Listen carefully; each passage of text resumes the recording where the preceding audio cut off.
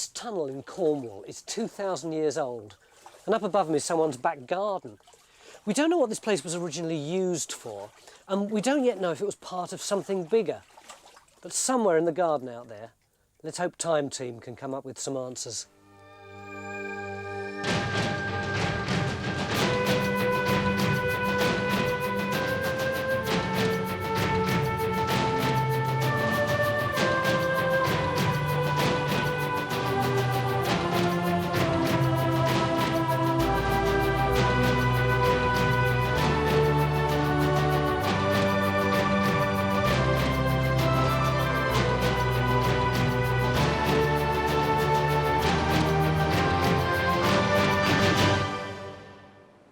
This is a little Cornish garden, higgledy-piggledy garden. It belongs to Joe. Impressive feature, isn't it, This is Tony? wonderful, isn't it? This is Joe whose garden it is, whose fogou it is. No, fogou. I know it's spelt F-O-G-O-U, but it's pronounced fogou. Oh, really? It's all to do with the pursing of the lips, they tell me. And is this a map of it?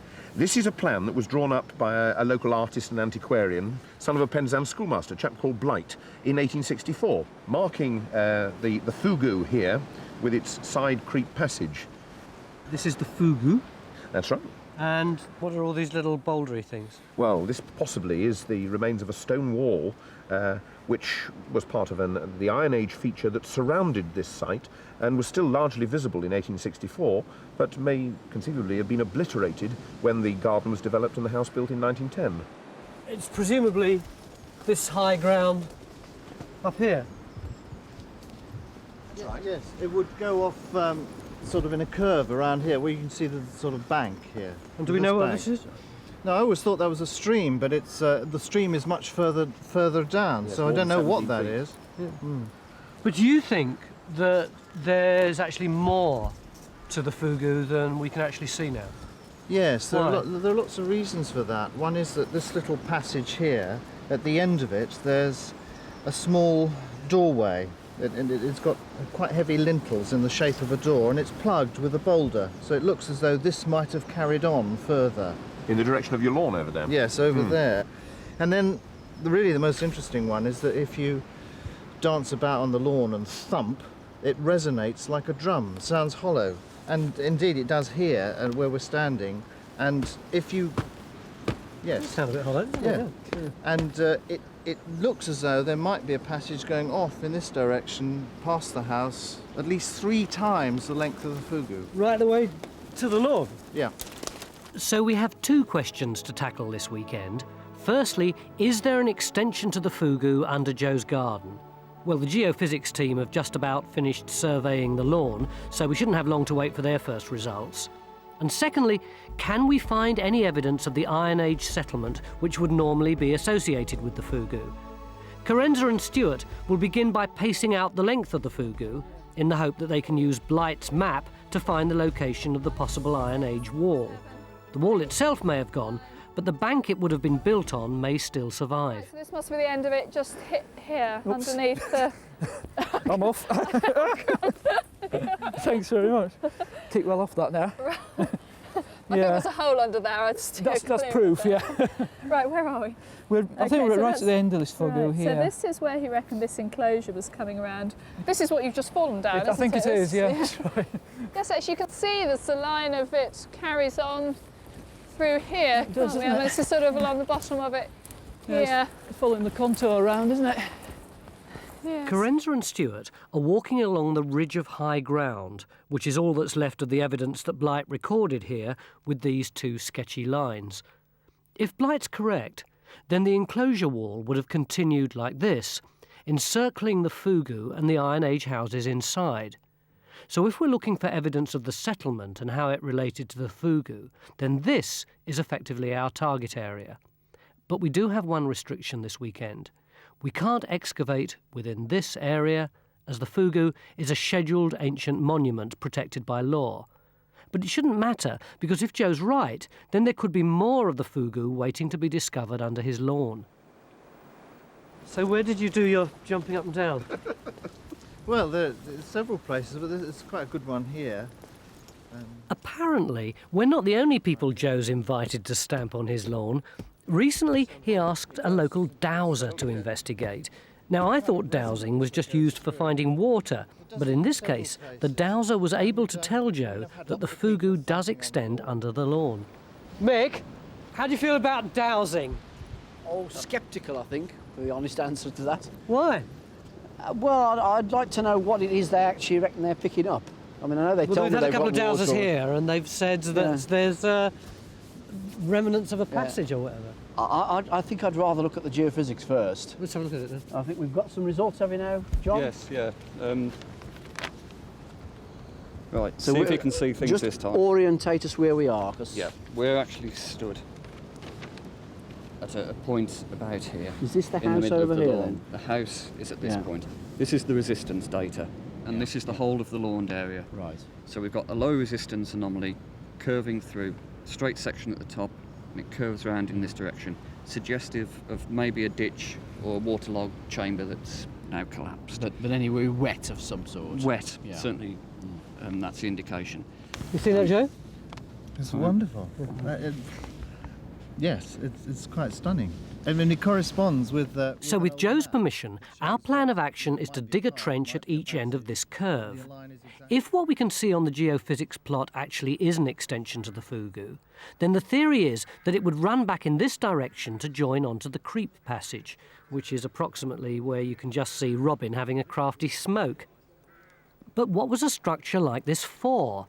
Well, even though several have been excavated in the past, the original purpose of a fogou still remains a bit of a mystery.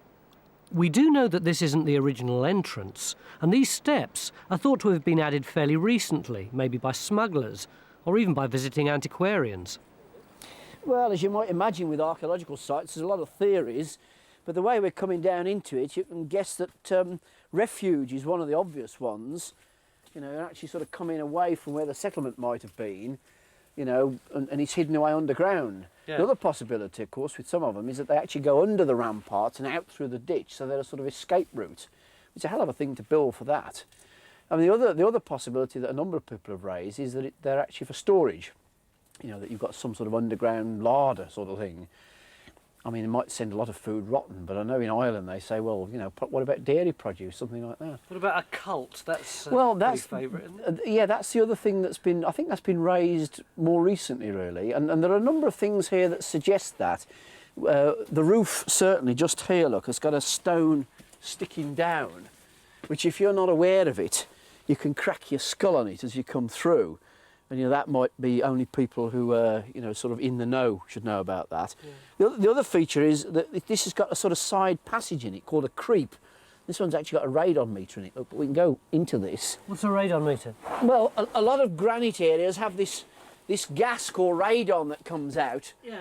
And there's been a lot of sort of scares about it recently, and they're obviously monitoring it here. But if we get past that, you see this actually comes up into a side passage where there's a stone across the end now, and obviously it looks as if a lot of this is infilled, and then it's beyond there that you know, the idea is that the passage went on. How old do we reckon this is? Well, again, it's difficult to say with a lot of them because of the excavations, but this one, the only ones we know in this area are about sort of 400 BC down to 1st century AD. There was one excavated at Caen Uni with that sort of date. There are one or two attached to courtyard houses around here, which are contemporary of the Roman periods. That's 0 to 400 AD, so sort of late prehistoric, contemporary of the Roman period. 2,000 years old in round figures. Time of Jesus. Yeah, exactly, yeah. But it's beautiful. It's a fantastic structure.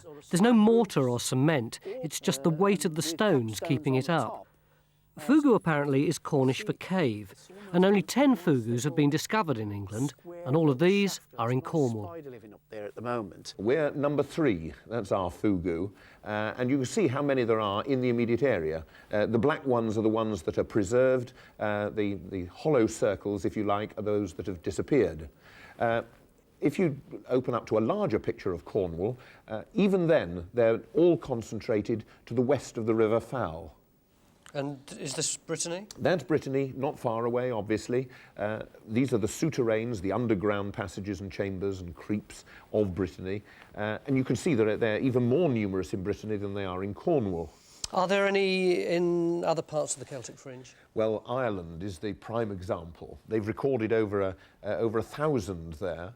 Indeed, I think something like 600 in County Antrim alone. There are positive hazard to ploughing. But it does show that this is a cultural experience that is limited to, as you said, the Celtic fringe. But the question at the moment is, are we going to find any more of this fogou under the lawn? Oh my God. Hang on, what's that? It looks like a water pipe. No. Where's Sue? Would this give you a signal? Yes. Would it give you a strong signal? Yes. Or put it like this, would it give you the signal that you had on your geophysics? Would it run in a straight line? The bit that ran in the straight line, I'm a bit surprised the sort of curve that we got on the trench smile on your face there, John. Is there a noticeable trench for the pipe? Well, we haven't cleaned it up yet because we've only just found it. But, are you the same depth as us? Because you obviously haven't got a water pipe, have you? As you just said. The water main. Wow. But if it's going up in that... There we are. Got it. See it as well, look. And it's bending like the geofish shows, look. Oh, wow. Right. Well, I think that's quite good for locating pipe. Yeah. Well, Get a new job, it explains what that is. Do you know anything about this, Joe? Is it sewage pipe, water pipe? It's not sewage, it's too small, but never come across it's redundant. I think it connects into an old system that no longer works. What I reckon we've got, when we put the probes in there, the current will flow into the ground and it will just shoot along the pipe. And we'll have a very broad effect. So we'll put the probes in there, we'll see it. When we're over the top, we'll have a much stronger effect, but you'll still have the effect to one side. Yeah. And so you'll get that broad anomaly that looks like a ditch. Yeah. And it's because all the electric currents are just being concentrated along the pipe. So that's why we thought we'd got a trench that wide. So are we feeling pretty stupid? No, I don't think so. I mean, you know, that's what the geophysics for, isn't it? You know, it sort of comes in, gets a signal. I mean, it's the sort of thing you'd expect to get from an iron pipe. We should have looked at it and said, God, that could be an iron pipe, you know. Now I've got the map that Joe promised me from the Dowser findings. Now, it's all fairly higgledy-piggledy, but this is the house again. Right. There's the lawn. Yeah. There's the fogou.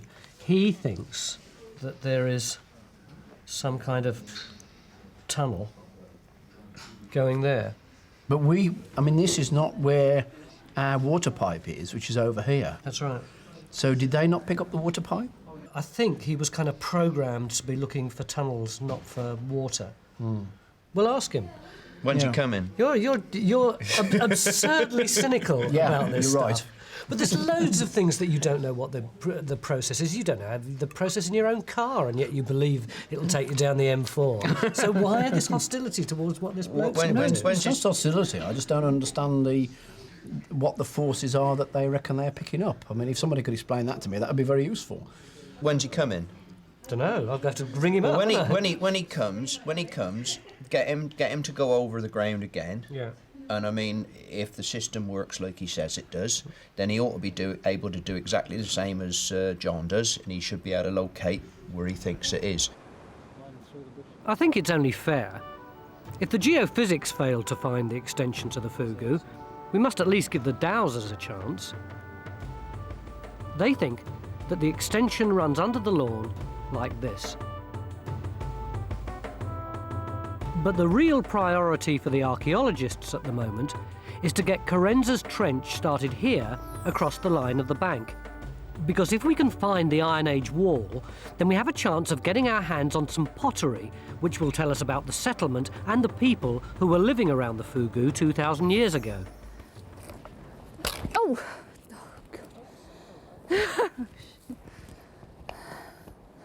Is this yours? Mick, come here.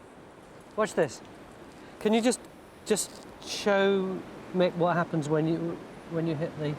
Well, it's sort of, it just sort of, if I hold them like that, I can't possibly turn them, Yeah. right? If I go forward here, they start going of their own accord.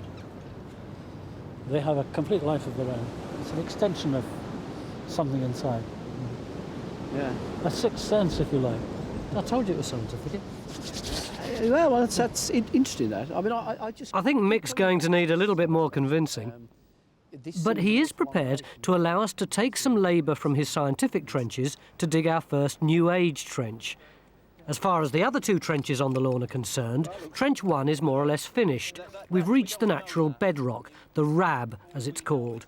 But as county archaeologist Nick Johnson is pointing out, Trench 2 will need to be extended because these stones may be the remains of a wall connected with the Iron Age enclosure. Meanwhile, I'm keen to try my hand at dowsing. Just keep what you're thinking in your mind.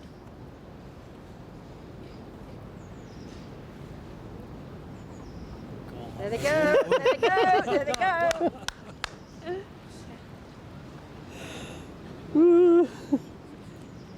Scary stuff. Experience the past like never before with History Hit's award-winning original documentaries and ad-free podcasts with our expert historians like Dan Snow, Susanna Lipscomb, Lucy Worsley, Mary Beard, Tristan Hughes and myself, Matt Lewis. Sign up for an exclusive discount using the link in the description and embark on your historical journey from the wonders of ancient Egypt and the life of Anne Boleyn to the rise of Napoleon Bonaparte and the discovery of Shackleton's Endurance. Get history wherever, whenever, exclusively on History Hit. With no time to waste, our New Age trench gets underway. And even I'm going to lend a hand on this one. Maybe our luck's changing. Perhaps we will find an extension to the fogou. And who knows, maybe Corenza is just about to find the Iron Age wall that would have surrounded the fogou and the settlement here. But what would that settlement have looked like? This is Chun Castle. It's a big sort of fortified settlement. It's one example of what there could have been here. I mean, personally, I just don't think there's enough space for anything like that. I tend to agree with you, but I mean, like this, I've got a quote that refers to 3 ditches, actually. A chap called Tonkin in 1702 mentions the site here as on top of a hill within a large triple entrenchment surmounting a hole which leads to a vault, which of course has to be the fogou. I don't know, I'm still not convinced by that. It's the right date, but it's the wrong structure. It's the wrong type too of elaborate. site. It's not the right. It's not a defensible sort of situation either, really. Is No. it? I mean, personally, I think my money's probably on this. This is a sort of simpler enclosed settlement. Just one bank and ditch around it. They can be quite varying size, these banks and ditches. A few cattle byres. Yeah. It's a farmstead that's been made defensible, and where you find fogous associated with these sorts of settlements, then you find that the fogou tends to go underneath the rampart and exits into the ditch. If it is an enclosed settlement we're looking at, then this is more likely to be what it's going to be. Sure. The last And the right possibility, Joe, is that the other sort of settlement we get is these courtyard houses. These are much later, aren't they, Nick? These are Romano-British, so they're 1st century AD. But you do find fogous with courtyard houses, although the fogous were associated with earlier settlements and simply have existed right the way through. An existing site's been adapted in a later manner.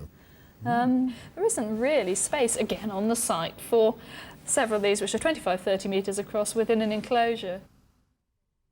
So this is a picture of the type of settlement we're hoping to find evidence of in Corenza's Trench. But what about the extension to the fogou? What chance do we have of finding that? Well, the Dowser's Trench isn't looking too promising. We're not going to give up with it, but at the moment it's looking remarkably like the other 2 trenches on this lawn. In other words, devoid of any kind of finds at all. In fact, all the graphics team have had to work on this afternoon is this, which is based on a bit of 1950s flower pot found by Corenza, who's prepared to say it might have housed geraniums. Thank you, Corenza.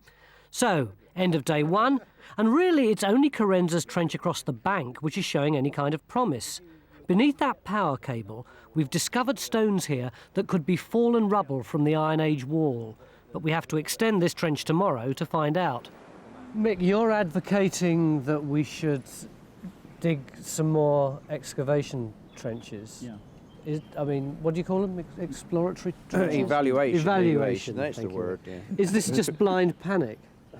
No, it isn't. I mean, we're talking to Nick about this. I mean, if this enclosure that's shown on the early maps was around, you know, an Iron Age settlement site or whatever, then it's extraordinary that when they built the house, they planed everything off, which is what our 3 trenches seem to indicate, and presumably then brought other soil in, which is clean.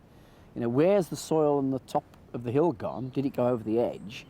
It may be that the only archaeology actually survives around the rim, in fact.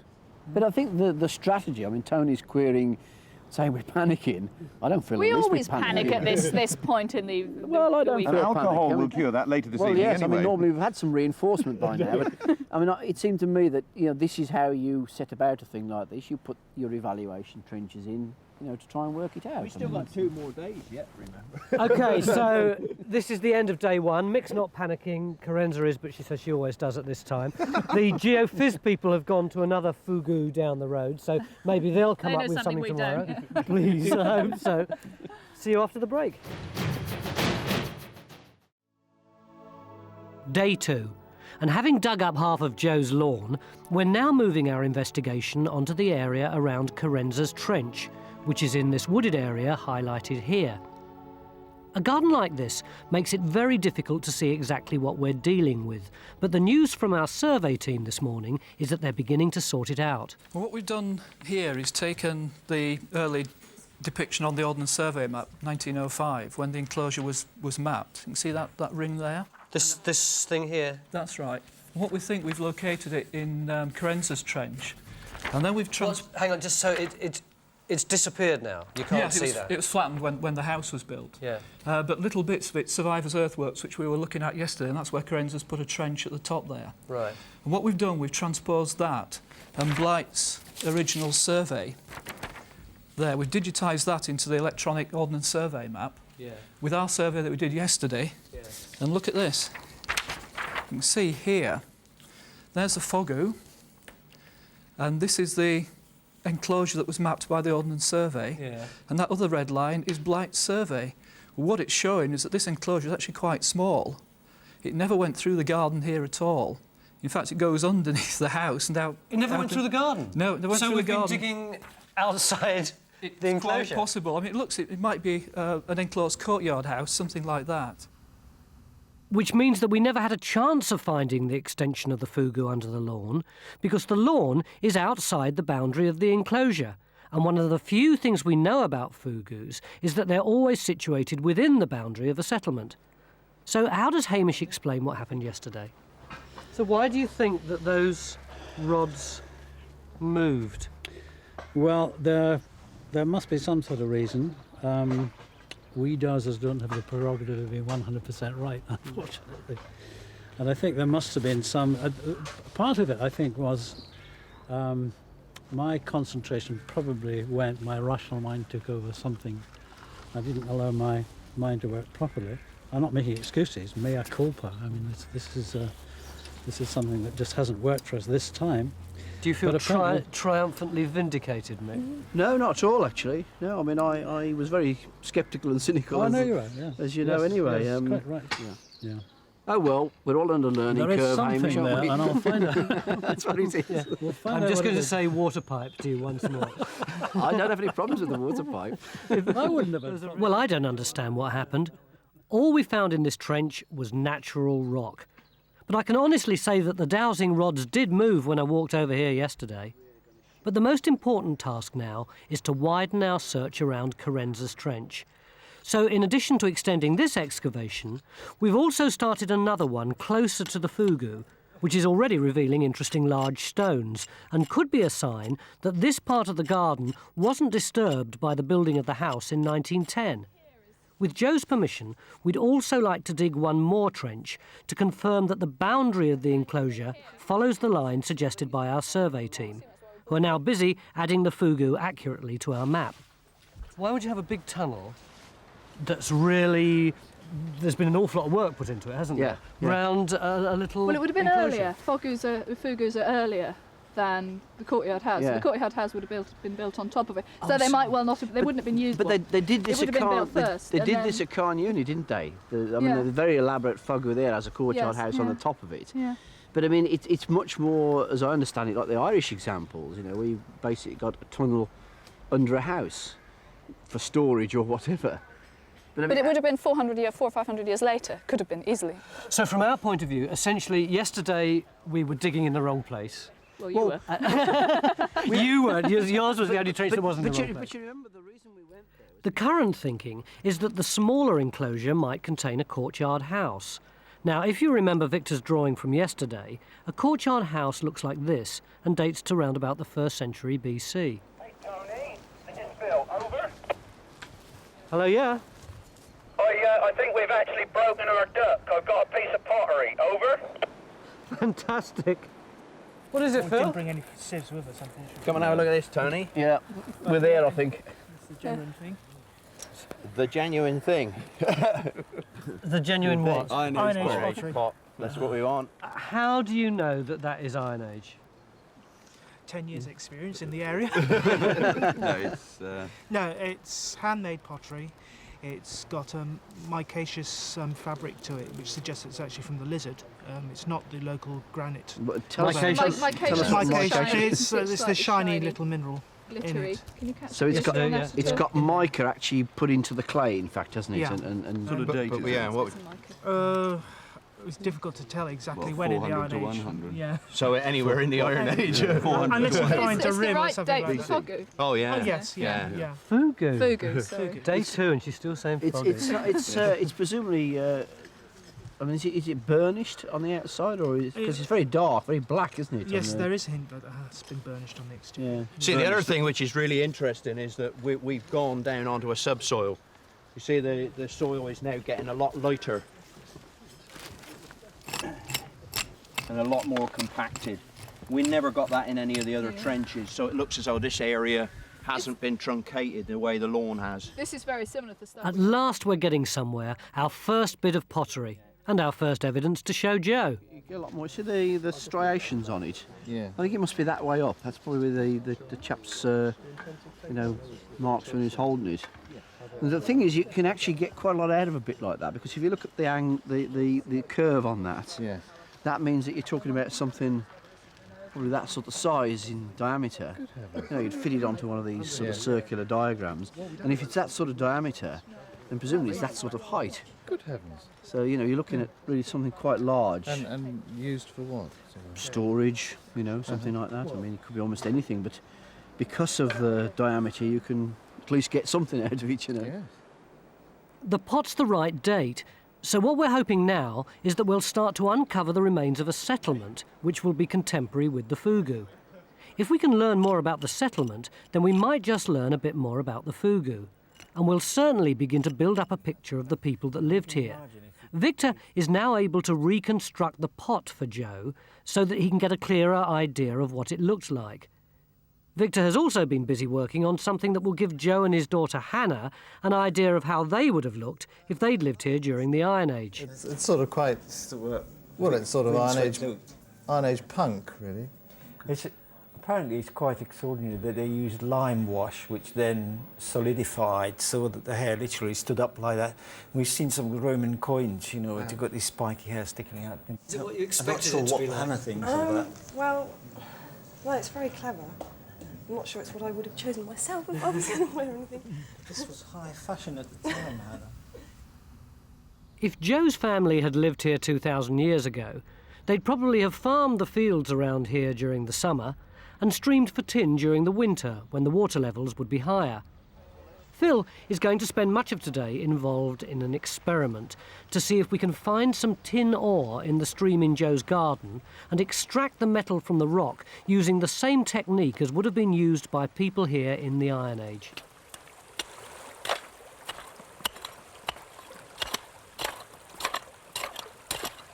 Do you want me to hold the pan underneath the rocks here and you can shovel it straight in? Yeah, that's a good idea. I'll chuck the big ones up, 'cause we're not going to get any big ones like that. Right. It's sort of gritty stuff we're really after. Oh, eh? So it'll be really, really small pieces then, will it? Yeah, I would be surprised if we got anything bigger than sand. Tin was a valuable commodity because it was needed for making bronze, which continued to be in demand long after the Bronze Age. So in fact, your ore then is just going to sink to the bottom. Is that the idea? That's right. Ah, I see. As you suspend it, the heavy particles sink rapidly. Right. And the lighter particles take a bit longer. And the stones just drop out? Yeah, I'm sort of doing two actions really. One is continually stratifying, and the other is sort of gently washing over the light material over the front end. You're not losing any ore out of it at the same time? Could be. You never get 100% separation. Right. I'll transfer to that little black pan, which is a bit more subtle. And swoosh it back, make sure we're not going to lose anything. So this is the moment of truth. Yeah, you can see all the light-coloured rocks, which are light in weight as well. Right. Going over the front end of the pan. So the ore is a black rock, is it? Dark in general. You've got some tin there, Phil. But is this stuff right here? Just up in the head there. That's where all the heaviest material is. And there's one or two. They've actually got some reasonably sized pieces in there as well. What? That, yeah. But that is tin ore? Yes. Brilliant. That's smeltable.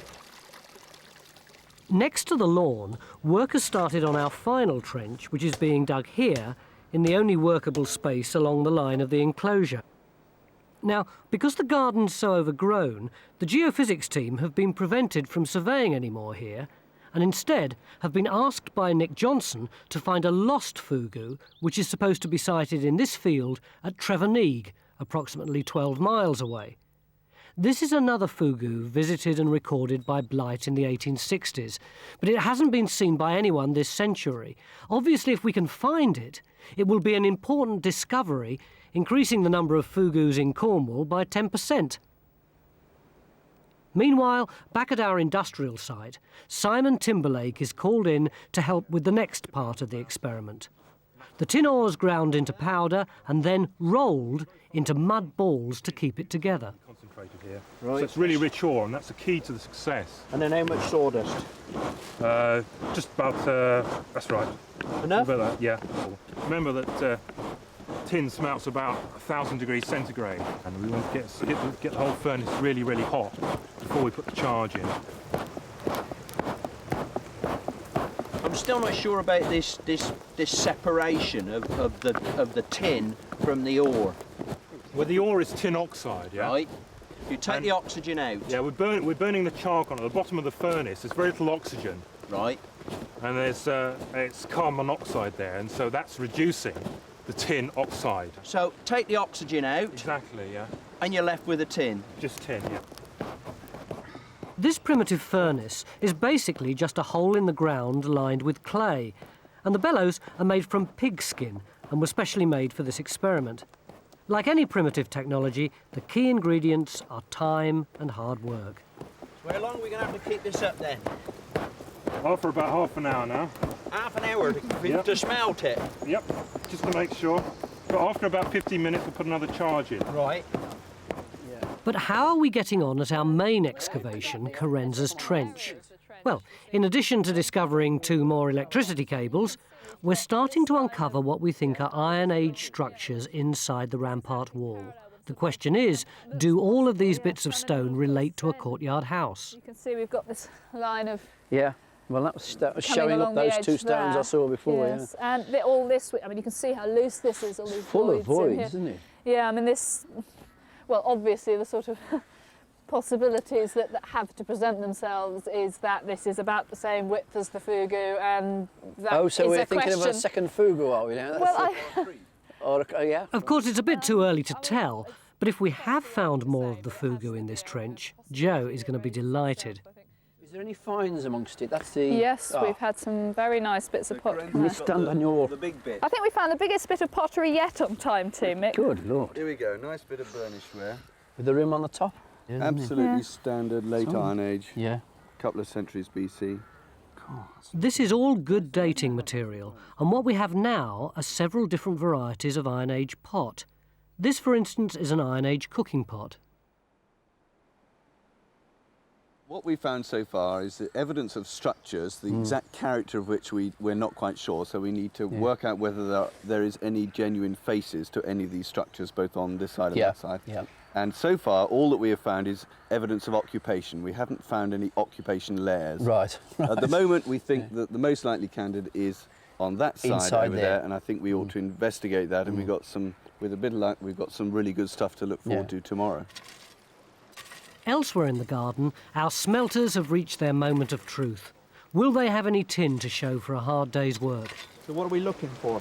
Will we see it when we see it? Well, I think where the tin will be, it'll be beneath the base of the furnace, yeah? Yeah. So we should have some slaggy, really vitrified bottom to the furnace. So it'll be literally on the bottom? Yeah, it'll be probably be underneath, down the crack.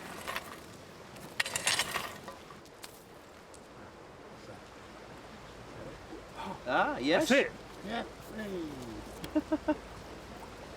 There's tin in that, it's metallic. Yeah. And we can try to cool it down by putting some water on, but we need to get it a little bit cooler first.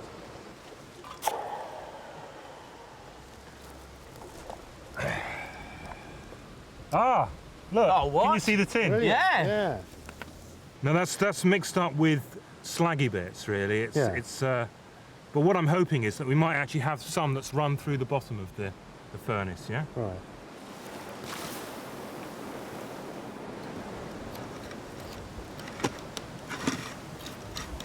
There. Oh, there. Put that on. Try to get this over here, Phil. Put it on this hammerstone, and I'll smash some of it up. Yeah. Try and get it on a nice flat spot.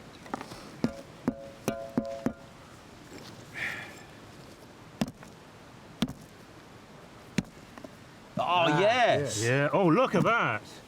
Oh, you got a lovely bit of tin there. Wow, brilliant. You got a little tin. Oh, there we are. Amazing. Look.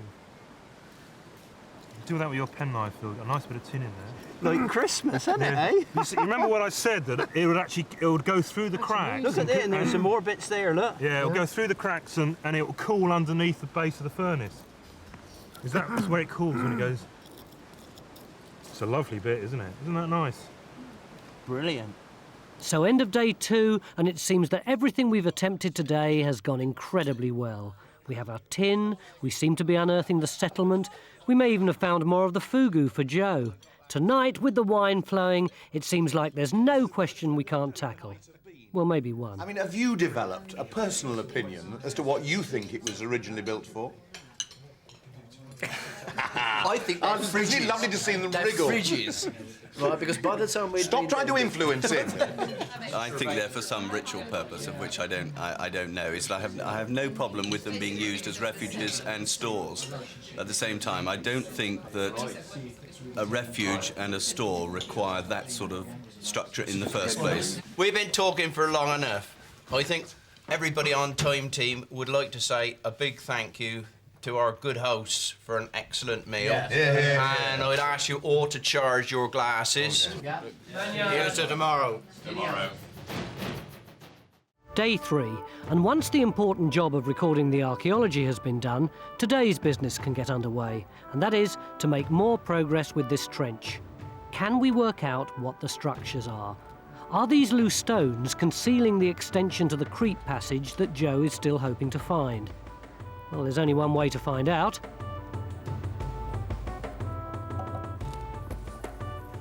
More a matter of taking them sequentially more than anything else. Yeah, it's like that kids game when you have straws in a pile. You have to pick them up without dislodging the one below. Meanwhile, out at Treverneeg, the geophysics team are on the hunt for the lost fogou. Archaeologists reckon it could be in one of 2 fields, and having drawn a blank in the field next door yesterday, the team are hopeful that they'll find more than just cabbages here. What do you think of that then, Tony? I bet you think that's a small piece of tin for a day's work, don't you? Would it have taken the Iron Age people that long to make this little blob? Oh, you bet. Yeah, there's a lot of work gone into that. Why are we concentrating so much on tin? As far as I understand it, you've got the Bronze Age and then the Iron Age, and this settlement is part of the Iron Age. So where does tin fit in? But that just, it's a matter that they've actually started to work iron. It doesn't mean to say they stopped working bronze, or making bronze. That is a constituent part of bronze, so you mix that with copper to make your bronze. So as you went into the Iron Age, they were still making bronze. It just carried on. So in the same way that in the 20th century we got plastic, but that didn't mean that suddenly metal became redundant. That's about it. So do you think that our settlement might be here because there were tin deposits nearby? I think tin was probably exploited by the people here, but I think well, this particular site is probably more than just a farming site. But you're never very far from tin. You don't have, in West Penwith, you don't have to site your settlement specifically for tin because it's all around you. We may not be finding bronze in our trenches, but both excavations are turning up fantastic finds. This trench, for example, has produced this lovely piece of hand-decorated Iron Age pot, which Victor has just finished reconstructing.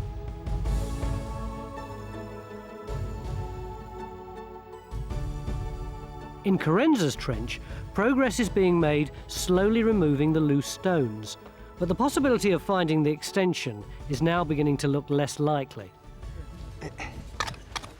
So could be all that loose stuff was infill for the path here. Yeah, I mean, what you really got to get some other edges to it now. You just don't know about this other side.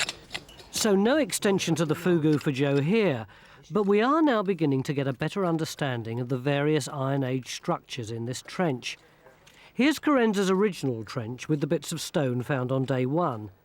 This rubble fell downhill from where the wall actually stood, which is where Carenza is now working. And at the far side of the trench, we think we're now beginning to find the remains of an Iron Age house. Oh, isn't this fascinating? Well, that's like that big stuff we had yesterday, isn't it? With the grits in it.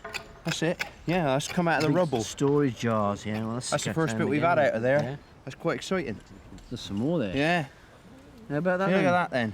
Difficult to see when it's dirty like that, isn't it? And the soil's dirty. Pottery, look. But imagine knowing that when you find a piece of dirty-looking piece of stone, that it's something that's 2,000 years old. Well, Joe's neighbours are clearly impressed, but what's important from our point of view is that all the pottery we're finding is too early to be associated with a courtyard house like this. Which means we're back to our first theory that our settlement looked more like this. And if we're right, we'll have made the rare discovery of an Iron Age settlement that's contemporary with a fogou, hopefully getting us a step nearer to finding out why the people who lived here built fogous in the first place. What do you think it was used for then? Underground swimming pool or to hide. To hide in it, yeah. We now have the geophysics results from Trevor Neig. Has John finally got something to smile about? Here we come. How are we doing then, John? Pretty good timing. Yeah. Oh, crikey. That's true. Do you think Tony will believe it? Yeah, no, he won't. I think it's a pipe trench. Yeah, I mean... That's brilliant, isn't it? Just what we expected. Enclosure ditch, really clear magnetic anomaly, and then the fogou coming off at a slight angle. Which marries up exactly with Blight's plan of 1867, boundary ditch and fogou coming off like that. Even the little break, with the narrow doorway that he recorded there. That's fantastic, isn't it? I mean, this has been lost. How long, Nick? Since the... 1867? 67 is the date of Blight's paper. So it's been lost for 100 years. No one else found it after that. Good to see it again. So a real success with geophysics, and the fogou at Trevor Neig officially back on the map. And it's possible we may have some good news for Joe, too. For although we couldn't excavate the fogou in his garden, it hasn't stopped Stuart taking a closer look at the structure itself. Stuart, what have you come up with? Oh, something really exciting here.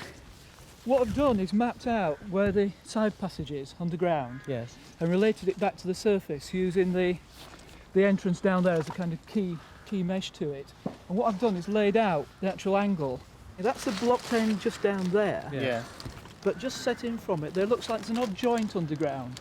And I didn't really get a chance to examine it very carefully. But when you come up to the surface, there's this boulder sticking through. This is what caught my interest earlier on. Yes. Which is exactly where we were on the first day when you said to me, go like that. Yeah. It sounds hollow. Yeah, good. So you really think, from your surveyor's perspective, that there's the possibility that there is some more tunnel going in that direction? It's a possibility. That alignment looks quite interesting. What do you mean by a joint underground? Well, the stones put together very awkwardly, so the stone's being pushed in.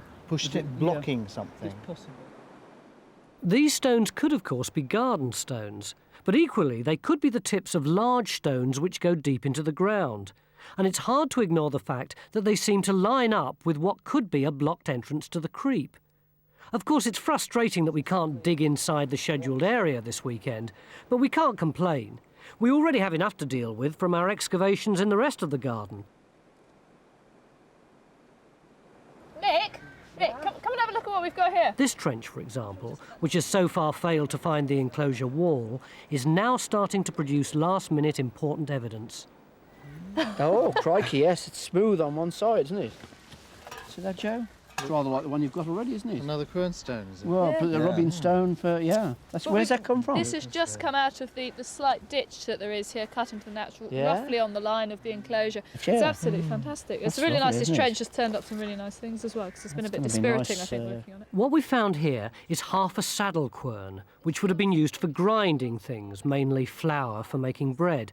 And because it was found with Iron Age pottery, it's actually a very good indication that people were living here and preparing food during the Iron Age. So we've now got this in a securely dated context. I mean, they're not very easy to date, apart from... If you've apart got from that. half It's of great. it there, then the other bit ought to be in there somewhere, shouldn't it? Yeah, unless it was broken in the Iron Age and they said, oh, Thrown damn, away they in chucked the other disgust. piece as far as they could. Oh, a bust one. You know, I mean, Yeah. the stuff never is there, is it, next to what you want?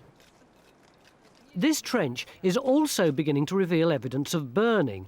So this could be a hearth, which is showing up as a charcoal stain against the lighter natural soil.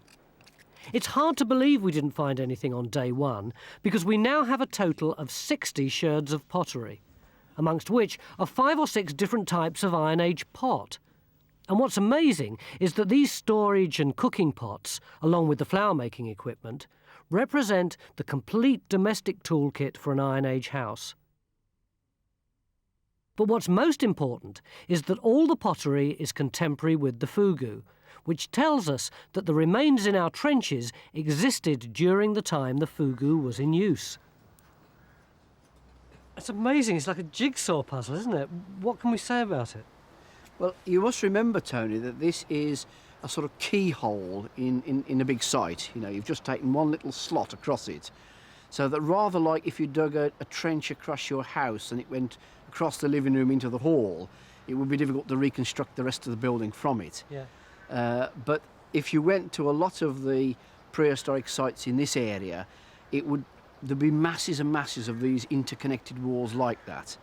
And that's clearly, Nick, what we're looking at a part of, I would think, isn't it? Yeah, and I think that we can start by saying that we got the back or the inner side of an enclosure wall. Can I trade in your trench?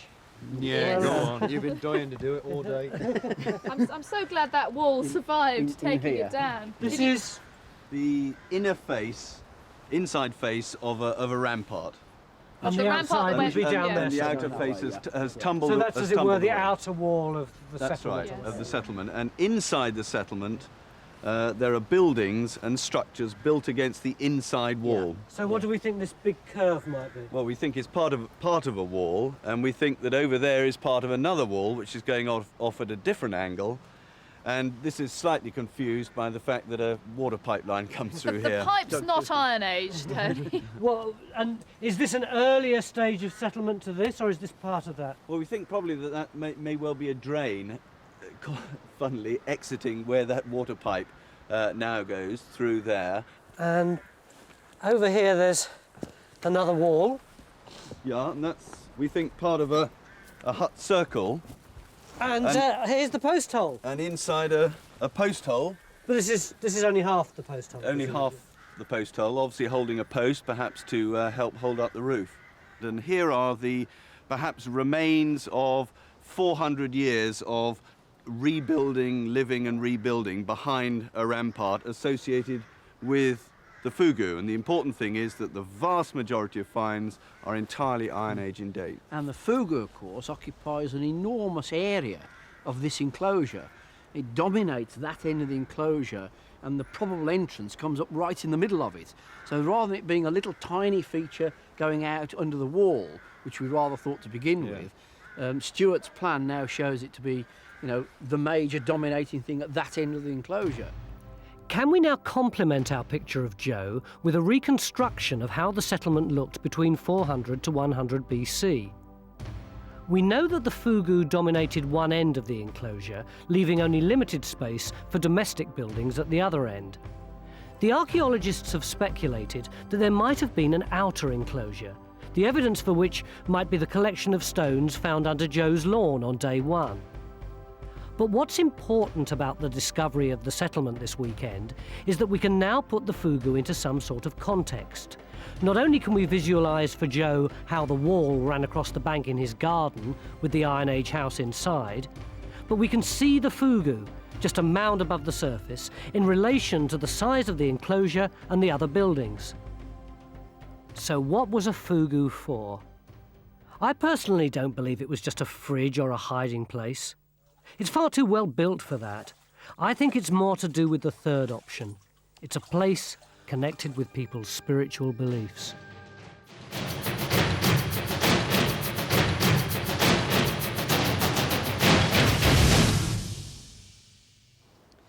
This is Gear in Cornwall, right by the Lizard Peninsula, and this massive field is part of one of the county's most impressive hill forts. You can see its shape from this aerial photo. It's a huge 18-acre field surrounded by a bank and ditch. In fact, it's so big that an antiquarian visiting here in the early 20th century thought that it was the remains of an Iron Age city. And look at this. We appear to have another hill fort, and this one seems to have two enclosures. And as you can see, it's right next door, over there. This is Cavallic, and when the same antiquarian, Charles Henderson, visited here, he wondered whether this fortress, as he called it, might be the place where the Iron Age people ran to when they were under attack. The problem is that even though these are two of Cornwall's best preserved prehistoric sites, no one knows anything about them. We don't even know if they're from the same period, and that's why Time Team's here. We've been given the rare opportunity to find out whether these two sites are both Iron Age, and if so, what was going on here 2,000 years ago. It's a tall order. How much can we find out about these two hill sites in just 3 days?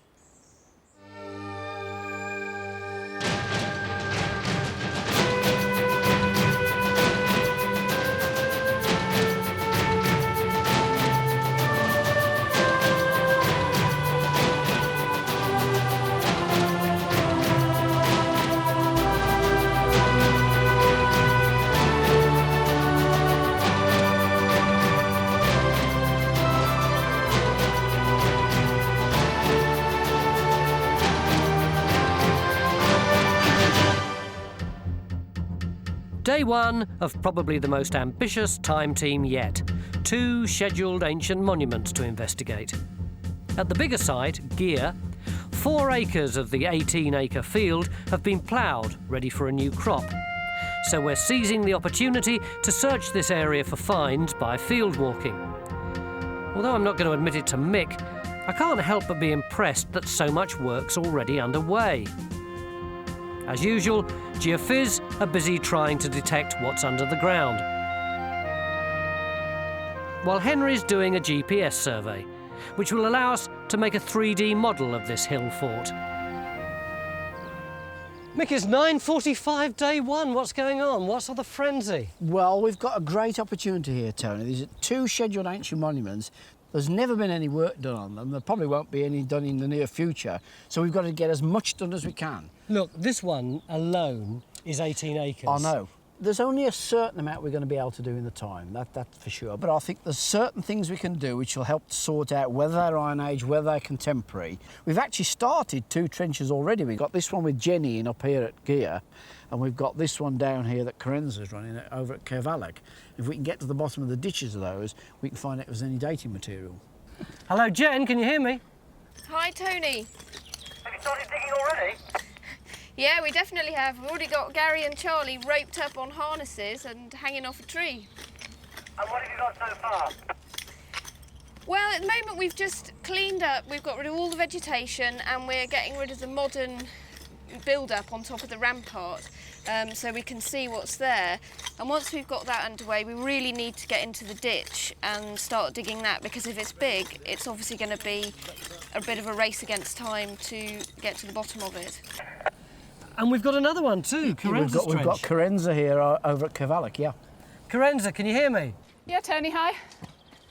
Have you started digging yet? Yeah, we've been at it for a while now. Have we got any clues as to whether or not it could be Iron Age? Well, looking at it, it obviously is very old. There's a clue from the place name in a way, I suppose, Cavallic. Caer means fort or castle, And Valach, well, the earliest spelling of that is Mahalach in 1070, and it means important person. So the meaning seems to be fort of the important person, which sounds great, but of course that's 1,000 years later than the Iron Age, so at the moment we're only on guesses and hopes, really. Hill fort is an old term often given to prehistoric sites like these, meaning that they were built with defence in mind. The modern view, however, is that they probably had many different functions and were often more about status than defence. But so little's known about enclosures like these in Cornwall, commonly called rounds, that anything we can find out about them is going to be an important step forward. The only clues to what's been happening at Gear in the past come from the finds collected by farmer Rex Hoskin.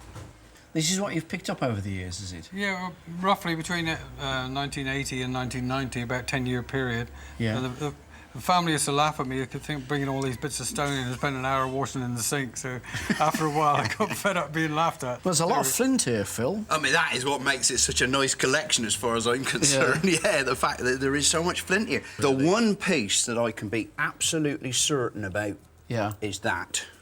Oh, with that little spike on the end. That is a chisel arrowhead. Cool. Cutting edge across the top, probably hafted like that. And that is definitely going to be late Neolithic, maybe 2,500 BC. That looks as if that would give you a sort of blunt edge on the end of your... What do you mean, Mick? I mean, if this is coming at you at a fair old lick, you've got this razor-sharp edge along there. Right. That ain't blunt. I expect arrowheads to have a point on the end. No. No. This will cut. I mean, what all this boils down to is it just demonstrates to me just how long people have been living on this site. Never mind the hill fort for the time being. People have been living here for thousands of years before that fort was built. So when we get to the... But it's this selection of Iron Age pottery, lumps of iron slag, and also items like this Grison stone bowl, a copy of a Roman ceramic bowl, that have prompted the idea that Gearfield was busiest in the Iron Age and Romano-British period, something like 2,000 to 1,800 years ago. The first geophys results are ready for Gearfield and appear to be showing the location of what might be an Iron Age roundhouse with a hearth in the middle. The results are so good that we've asked Geophys to press on and extend the survey. In the meantime, Phil and English Heritage Inspector Ian Morrison are keen to get a trench started to test the results. Yeah. So what we're proposing to do is actually to put a trench through that so that if there is an entrance, we've got a better chance of getting it. Yeah. You're happy with that? Very, yeah. Well, I've just dug this hole and we can see how deep the plough soil is now, so we could actually get on with it. Machine that off. Yeah, it's too much to move by hand, isn't it? I'm glad you're in agreement.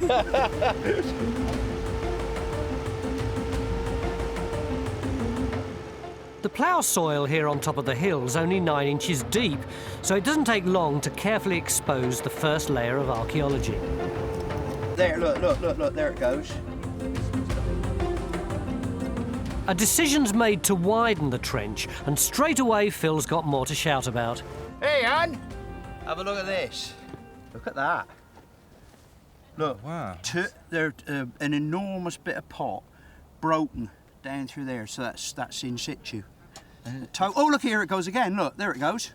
And it's burnished as well, isn't it? Look at that. Look, we got this big piece here, look. Oh, crikey. Going right the way around there. Yeah. And in there, look, and then there's this bit here. Is there another bit over here? That's right, yeah. Ah, so you got the complete pot there. Well, I don't know. That bit we've dislodged. Oh, wow. This is Iron Age, yes. Going on into the Roman. Yes, it's definitely not Bronze Age. It's looking promising. Could we have a complete Iron Age pot sitting inside a roundhouse? OK, Ian, you're working well. Phil's job now is to carefully widen the trench even more.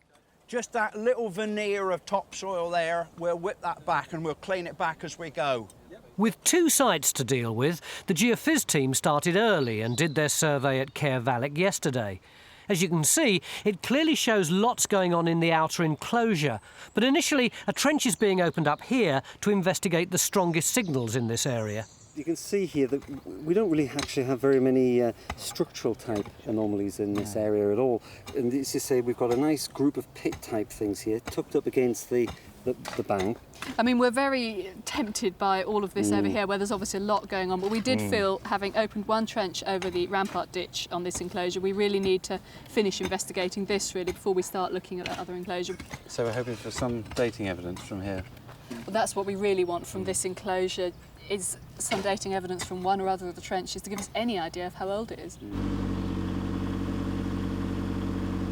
These monuments are scheduled monuments, scheduled as ancient monuments. The long-term aim is preservation of these for future generations. Fundamentally, yeah.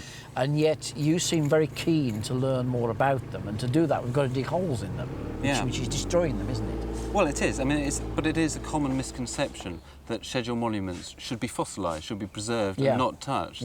It's extremely important to realise that scheduling is more about protecting it from these sites from development, from erosion, from the gradual loss of archaeological information without any record.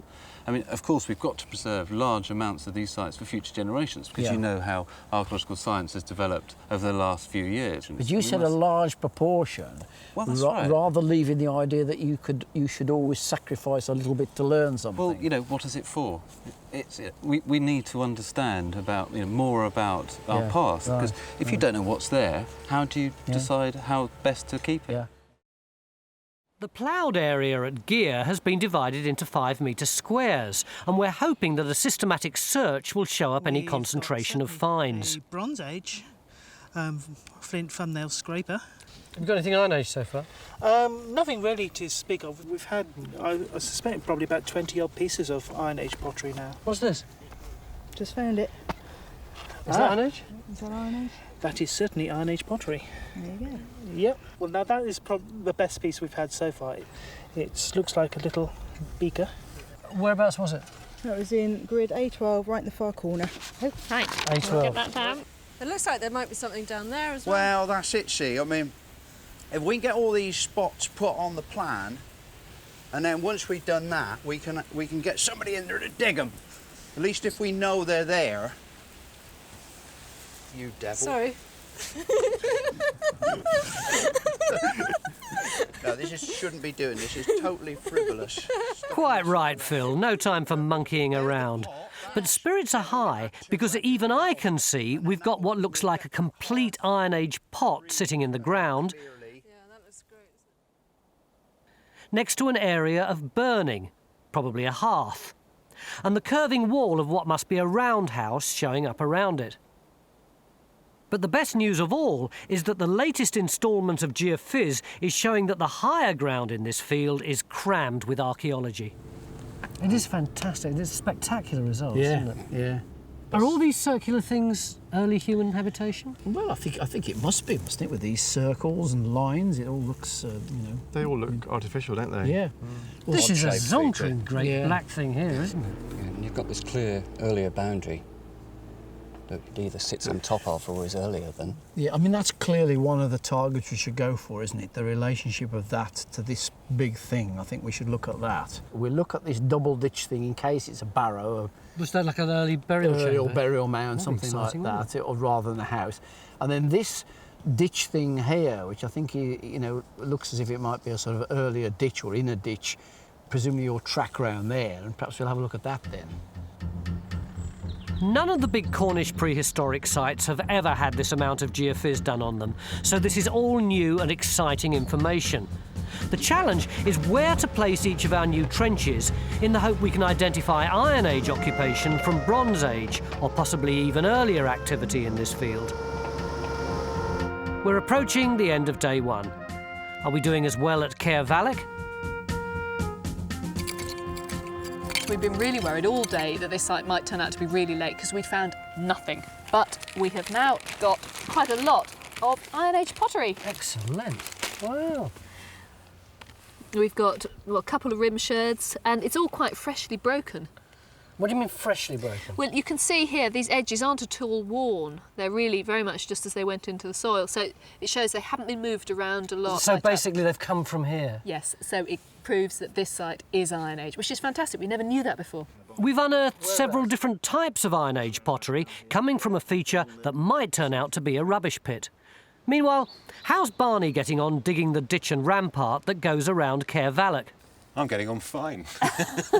It's absolutely brilliant. We've got basically a huge rock-cut ditch. Now, is that an Iron Age cut, that vertical section, or is that what the digger's just done? No, this is... I don't know whether it's Iron Age, but it's certainly old. It's of antiquity. This is the original ditch cut going straight through bedrock. It's at least 4 metres wide, this ditch, and it's at least 1 metre deep. So right the way around the ringwork, that's got to be thousands of tonnes of stone that's been moved. Yeah. It would make the most amazingly impressive monument then, with that vertical face through rock. Very difficult to get into. Yeah, absolutely. Tomorrow, Barney will hope to find some dating evidence in the bottom of the ditch. But it's been a great day one at both sites. And to cap it all, I've just been handed yet more geophys results from Gear Field. It's 5 to 7. Phil's up to his neck in archaeology. What have you got, Phil? Well, the most important thing, Tony, is we've got our Middle Iron Age pot. Look at that. It's a beautiful rim. Middle Iron Age, probably about 300 BC, and it comes from our Iron Age roundhouse. What part of the Iron Age house is that? That is the foundation trench, and here is the doorway. So tomorrow we'll take out some more of the foundation trench, we'll lift the pot over there, and we'll start digging the hearth as well. Gentlemen, before we knock off for the evening, have a look at this geophys. Oh, dear. Well, that's amazing. There's going to be some real hard chatting about where we do on that, isn't there? It is fantastic, isn't it? Do you want to see it properly? Beginning at day 2, yesterday evening, I rather unfairly failed to show you our geophys results. Look at that, isn't that pretty? Virtually all of this is human activity, and most of it appears to be prehistoric. This little thing here is what we're excavating over here, and it looks like it's an Iron Age hut. But over here, we're having a meeting, because with all this stuff going on, how the heck do we choose what to dig and what we just leave alone? After all, we've only got 2 days left. Mick, so much lovely stuff and so little time. Oh, no, that's what we're discussing. Well, we're digging here, of course, this is the big trench. And we've got one in there that's not producing a great deal. Yeah, but you've not gone deep enough. No, yet. OK, so we need to do more there. We'd already decided we were going to do something across this double ditch thing here. So, you know, those 3 targets are on. Yeah, I mean, I think the problem is, isn't it, that we're not looking at one phase of occupation here, we're looking at several phases, and it's very difficult to understand exactly what we've got. And what we really need to do is to try and extend the area of geophys before we actually start to make concrete decisions on where to put the next trench. So we're going to do even more, John, down here in this funny little bit? Well, it sounds like it. One reason for waiting for more geophys is that they might get even clearer results on the lower slopes of the hill, where a build-up of soil may have protected the archaeology from plough damage. But surely the rest of the field can't be as good as this, can it? Meanwhile, Jenny and her team are making great progress excavating the ditch and rampart to find out how and when it was constructed. While what seems like miles away in the ploughed area of the hill fort, the archaeology in our roundhouse is much easier to see without the full glare of the sun. You see there's a distinct red line, which comes along there. Right. It's very heavily burnt there with the black.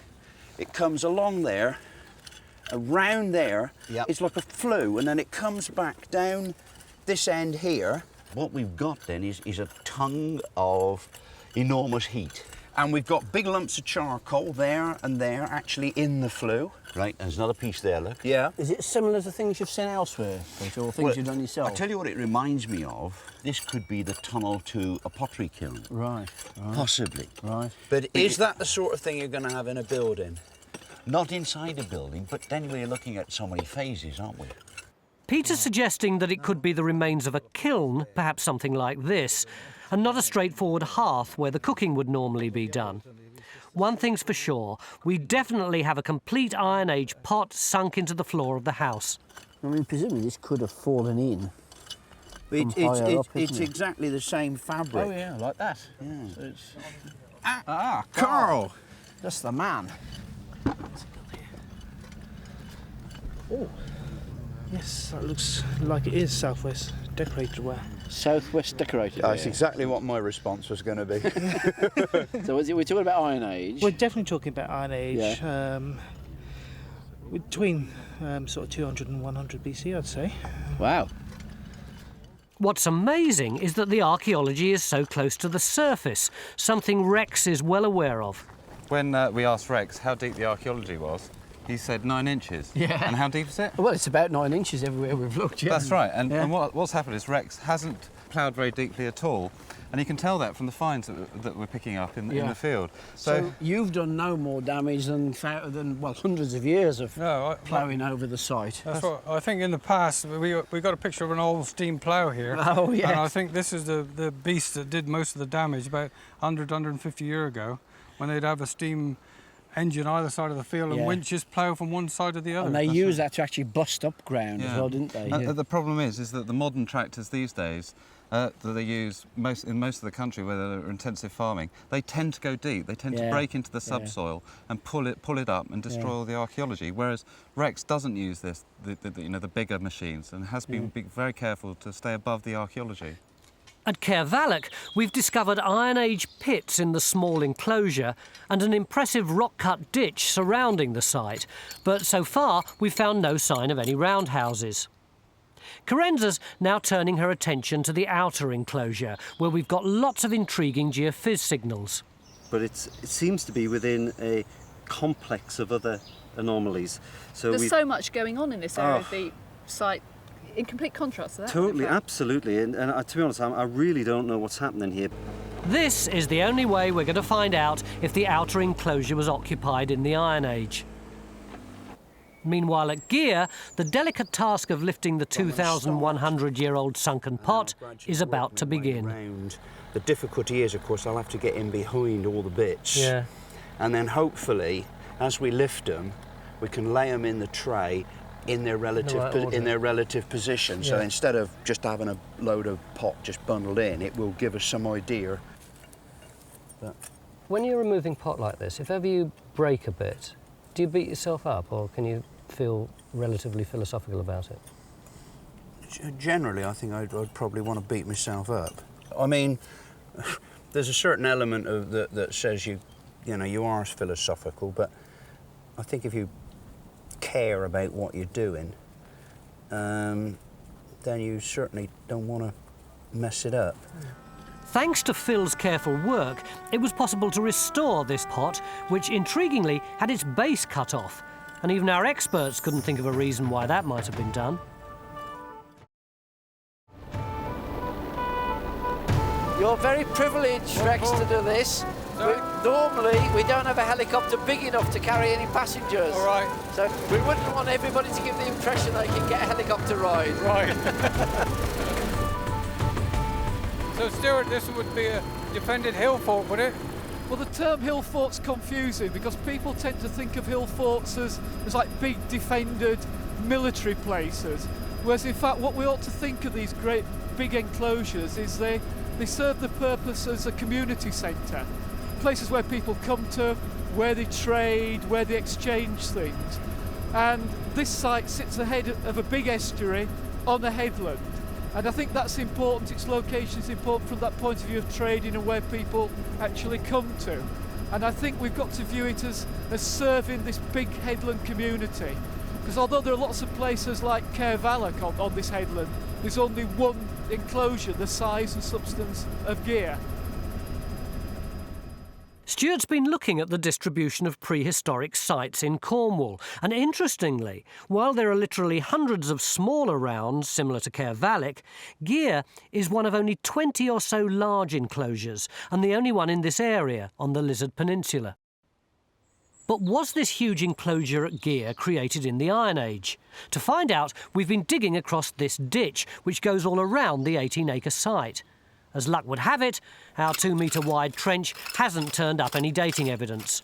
But Peter Reynolds reckons it's all been worthwhile to see the construction of the rampart. You've got a big ditch here, you've got a bank, and where Jenny is, it doesn't have to be a massive palisade fence, it's just ordinary fence. Another 5 feet on top of that, that's really a statement. We are here. You say it's a statement, so you're saying it's not primarily for defence, more to say how powerful we are? Well, I don't think any of these enclosures could be defended. There aren't enough people living inside to take on a sustained attack from outside. They are always vulnerable. I think the other thing that impresses me is how clever they were in using the contour of the land that was already here to build it. they've used a sort of slight natural slope that's here already to sort of ease the amount of work they've had to do. Yeah, because the natural stuff is here, isn't it, Jen? Yeah. Just there. The very orange stuff is what was there already. Runs across to there. Yeah. So is that lump that sticks out then, you reckon, the old ground surface on which the rampart was built? Yeah, everything from me to Pete is build-up, basically. So, Pete, would they have used this little platform here to build up the higher material and then as a platform to walk around? Well, not so much to walk round. Its initial purpose is to stop the bank eroding into the ditch. Falling into the ditch, And as soon as you've got grass or vegetation growing on there, it's all stabilised. Yeah. But that's the real purpose of a berm. A berm? A berm. How do you spell that? It doesn't explode. B-E-R-M. You've got a really nice berm, Jenny. Thank you very much. Close to the rampart, Rex found a small cache of rounded stones, and these are typical of what's been found at other Iron Age sites. Stones. You couldn't possibly have stones all this size just happen accidentally. These have been deliberately collected to be used as slingshots, and I'll bet you, by the look of the surface conditions, they've come off the beach. Iron Age reenactor David Freeman's here to demonstrate how effective a weapon the slingshot was. If you had a packed a number of armed men coming at you. A few of you with slings. I mean, how on earth was it for the Romans if they'd have been on the receiving end of that? Serious problems. Get one in the face, it'll just simply take all the bones out without any bother at all. It'll kill you almost instantly. Good God. The gap at the top of the armour, if it hits in through there, it'll go embed itself in your chest. In the Roman medical manuals, there is actually instructions on how to get a slingstone out of a soldier's body. Is that right? Using a pair of tongs that are pushed in to grab the stone. They have to hold them down on the table because there's no anaesthetics. Naturally, Phil wanted to go. Better, yes, nice one. Yes! Excellent. Well. In our little experiment, we managed a distance of about 80 metres, and in terms of speed... 71.5! Yay! I tell you what, you're nicked, mate. Enough fun and games. Time at last to let John have a break while we look at his latest geophys. Well, what do you think? What have we got, John? Well, we've managed to extend the survey. Oh. And look at these anomalies. They're Incredible, really yes. clear. Yeah. And You were right, the overburden has protected it, isn't it? I mean, there's a really nice enclosure there. It looks as though it's got sort of pits-fired material in that area there. And then this stonking ring ditch with a sort of annex on the side. And you've got, these are presumably still the later, the more modern field walls, like the sort of thing you see with bushes on the top and everything. Yeah. If you see this irregularity around here, and there's another linear feature here, and if you see there's almost another one there which seems to respect both, joining up, which suggests to me a possible field pattern. But the uniformity of the circle there is almost certainly structural. So presumably we're looking at a round house there, and this is some sort of farmyard or enclosure. It doesn't have to be regular, does it? Yeah, no, that's right. So I think if we're talking about a trench, we ought to be going in there and ignoring that. If you follow my finger here, we've got some kind of internal division which comes down round the slope and almost respects that roundhouse there. Yeah. And the curious thing is that all of the round features are within it. There's none yet, as yet, that come outside Come it. outside there. So why might that make this one of particular interest? Well, because we can get the relationship between the two. It's almost like killing two birds with one stone. I could buy that if we were trying to, hit two targets there, see what happens with that in relation to that one. But I still think that's probably where we should start. And we've got a couple of hours left of today. We can get quite a lot done. How on many? that. A couple of hours? It's only 5 o'clock. Hell's teeth. When do we ever stop before 7? It's light till 8:30, isn't it? It's light at 8:30, John. That's good news, isn't it? We're going to hold off digging this until we get more geophys about this area, which might be part of a settlement that's earlier than Iron Age. This trench, in the meantime, should establish if we've got Bronze Age activity in this part of the field. And it isn't long before we've got our first clue. What are you thinking? I'm hardly an expert, but see the coarseness? I know. You're fabric, obviously... all the fragments in it, and the fact that it's much thicker and the way it's been fired. That is a lot cruder than what I was finding at the top there. Yeah. Go on, put a date on it. Well, yeah. Well, that's a terrible thing you're asking me to do, but as a hunch, I'd say it's Bronze Age. Yeah, I mean, Yeah. That's what the geophysics said.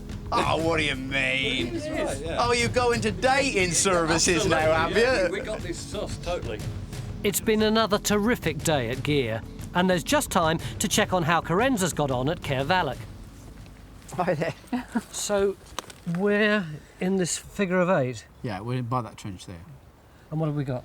Well, it's very difficult to see anything in this trench in terms of what the geophysics produce, but we've got this spread of stones in the trench here, which we think might be the very top of a large pit.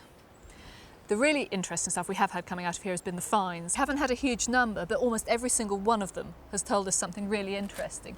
But the brilliant thing, the really, really interesting thing that we found is that. That? I knew I'd have trouble convincing you of this. You have a look at it, see how shiny it is, touch it, feel how smooth it is. Oh, it is, isn't it? Yeah. And there's the same surface there. And what this is, you can see the lines of those two things. It is the tip of a blade of a polished flint axe. And in the Neolithic, 4,000 years ago, these were your £150,000 sports car. These are the big status items of the time. Neolithic. And what about those polished stones? Are they Neolithic too? We don't know. We're thinking they're Iron Age, but that's before we found the axe. But the really important thing is there's no flint locally. This has come from a long way away. It may have come as a really important gift from somewhere as far away as Kent. Chris, what are you doing peeping up and down our trench? Well, I'm just trying to find out how magnetic the soil is on the surface here, Tony, to see if there's definitely a pit here. And the good news is that in amongst all these stones, I think that the readings are very high for here and there must be a big pit. Hopefully there'll be a lot more to come. Given what we've already had out, that beautiful axe, what else might come out of here? So we've only just skimmed the surface here, and it looks as though maybe the whole reason why this site was so important in the Iron Age was because part of it, and in particular this part, may have been high status for 2,000 years prior to that. One day left. Beginning of day 3, welcome back. Here are our 2 hill sites. There's the little one there, and I'm in the big one. Most of the activity is taking place here, but I'm now at the far end here. I've been brought down here by Stuart, who's desperately excited about something, as he always is on day 3. What is it this time, Stu? Well, I think we've got the entrance into the enclosure, Tony. Fantastic, But where? well, just there. I mean, the reason I wanted to come here was that we've walked all around the circuit of the earthworks, and although it was originally hidden by trees, there was a definite gap through the earthworks there. Plus, we had this air photograph which shows a crop mark of a trackway coming across this field here. Now that trackway came across this field here, but you can't see it now because this photograph's taken at a different time when the conditions aren't right for showing the crop mark. But in the wood you can actually trace it as a physical feature, a hollow way down the slope leading to the estuary at the bottom. So I'm an Iron Age man and I'm just coming out of the gate. What would I see ahead of me? Well, amazingly, you'd see the next significant enclosure, which is Castle Pencair. And that would be visible as you approach the entrance, but as you go through it, it disappears. So it does seem to be significantly placed in relation to the next big site like this. Would there have been gates? Oh, there have been quite large gates here, probably wooden structures. There may have been stone because there's a rock-cut ditch here, but that's what we were hoping to find that out. What have we got in the trench? Charlie, can you explain to Tony what we've got? Well, at the moment it looks as though we've got a rock-cut causeway across the ditch here, which was left in where the ditch was excavated. And it looks as though it's possible here we've got the end of the ditch coming round. Right. With the entrance then coming through here. Finds often turn up in the ends of the ditch where the ditch meets the causeway. So we're still hopeful that we might get some dating evidence for the construction of this huge enclosure. Our ever-expanding geophys plot continues to show signs of settlement over thousands of years. And our job of trying to find out which squiggly line belongs to which period isn't getting any easier. Yesterday, we put in a trench over this enclosure, and it's produced pottery that looks to be Bronze Age or earlier. Because this enclosure appears to be linked to another one, we're going to assume that this one's early too. Ian and Mick have decided to place our last trench here, to see if this is an even better preserved roundhouse sitting inside a big Iron Age boundary ditch. You've done a lot of geophys over the last 3 days, haven't you? You tell me. Are you exhausted? Yeah. But you've still got more to do? We've got this triangle in here to finish off. Do you want a hand? What, you? Yes. I'll do it. Okay. What you've got to do is walk in a straight line between that double peg and that double peg 20 metres away. Yeah. That actually controls the speed at which you walk. Yeah. So at the start, it's all switched on, set up. You flick that switch, and then you hear the sound, and you have to walk at that pace, constant pace, so that by the time you get to that other double peg, it's come to the end of the line, Yeah. and it stops beeping. Why do I have to walk at a constant pace? Because it's taking readings automatically, and it's on a timer basis. So as you walk along, it's actually measuring the magnetism in the soil. Yeah. And so if you went at different paces, we wouldn't know where you were. Right. And keep it a bit closer to the ground. Right. Off we go. Yep. Faster. Aim for that double red peg.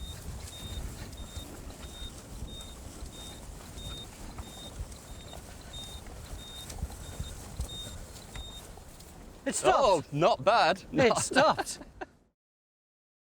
In the middle of the ploughed area, we're still investigating the Iron Age roundhouse we uncovered on day one. Here to help us make sense of it is Iron Age expert Henrietta Quinnell. You've got, particularly the pottery. Right, well, it's all got very interesting indeed here. We've got a very long, narrow furnace or kiln or something like this coming through here. Phil was looking at it earlier. All we found is a red patch here, but it's now turned into this very long structure. And we've been getting bits of pottery out of it like this. Oh yes, well that's a nice rim shard, definitely later Iron Age, possibly really quite late in the Iron Age. Very good quality, you can tell from the thinness of the wear. But you would see that as right at the end, right up against the sort of Roman conquest time, would you? It's certainly of the quality which was occurring at that time, yes. Right, yeah. right. But it doesn't really tell us what this is, though. That's what we're trying to find out. Well, is this not inside this house, though, Kate? It's inside the house, and what's interesting is that it's aligned straight towards the entranceway, so it looks as though there might have been a through draft. So show us coming. where the entrance is. The entranceway is here.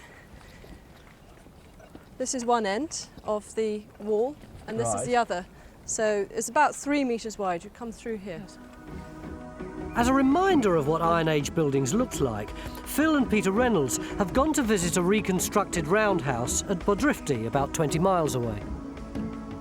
I mean, you get something like this, and our site suddenly springs to life. You imagine dozens of these all over the hill for it. The big difference with this house is that it's built in an area where granite's available, whereas the walls of roundhouses at Gear more likely were built of earth and faced with small stones similar to a Cornish hedge. The Cornish hedges, you know, where you've got two sets of stones either side and an earth infill, what would that leave archaeologically if you were to plough it out to hell and back? Oh, yeah. It would disappear, wouldn't it? All that skillet would smash down into the tiny bits we find in the soil. Yeah. Right, the soil would be distributed fairly evenly through time, and all you'd have is the foundation bit, which is what we've got. Right, shall we go in and have a look? Let's have a look inside. The size of this roundhouse is similar to the one Kate is currently excavating. As you can see, the roof doesn't have a hole in it. The smoke from the hearth would have gradually seeped out through the thatch. Yeah. Now, we've got a beaten earth floor. Good functional floor. A really good floor. And then in the middle, the hearth. But the thing that really saddens me on a site is that we've got this beautiful building. Yeah. We've got no evidence for that at all. None. And yet from an excavation point of view, it gets worse because we wouldn't even get the floor. It's all been ploughed away. Yeah. And the only thing we're going to get is the magnetic anomaly from where the fire was. The very base of the deepest features. Yeah, that's all there is. And at Gear, we're still thinking that the deepest feature might be the remains of a furnace or kiln. Mick, you should come over here. This is absolutely fantastic. While we've been chatting away, Joe's just uncovered this. It looks like a whole plank going into the furnace. Into the grain on it, can't you? So almost the last charred piece of wood. Yeah. But if that's continuous grain, it's a very substantial piece of wood, isn't it? Yeah. I don't want to throw a spanner in the works, but it does make you wonder whether in fact we've been interpreting this the wrong way and whether we've actually got a timberline feature which has happened to catch fire with all that draft coming through the entrance.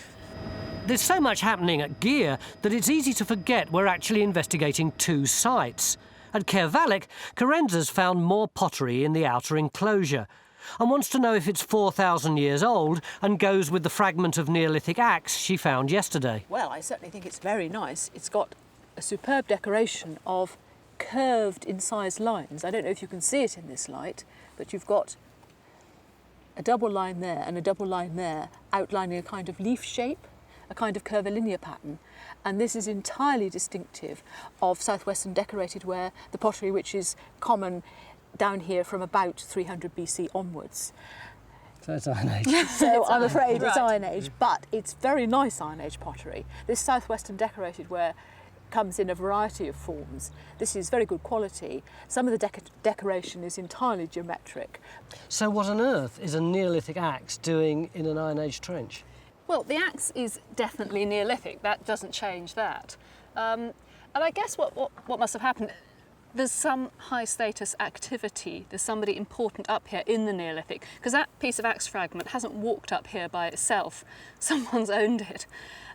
So I still think this site is 4,000 years old. We've had high status activity going on here sporadically in the Neolithic. From what Henrietta says, the Iron Age pottery is very nice. And the great thing is we've now got a definite date for the feature. We found that pit that we were looking for with the geophysics last night.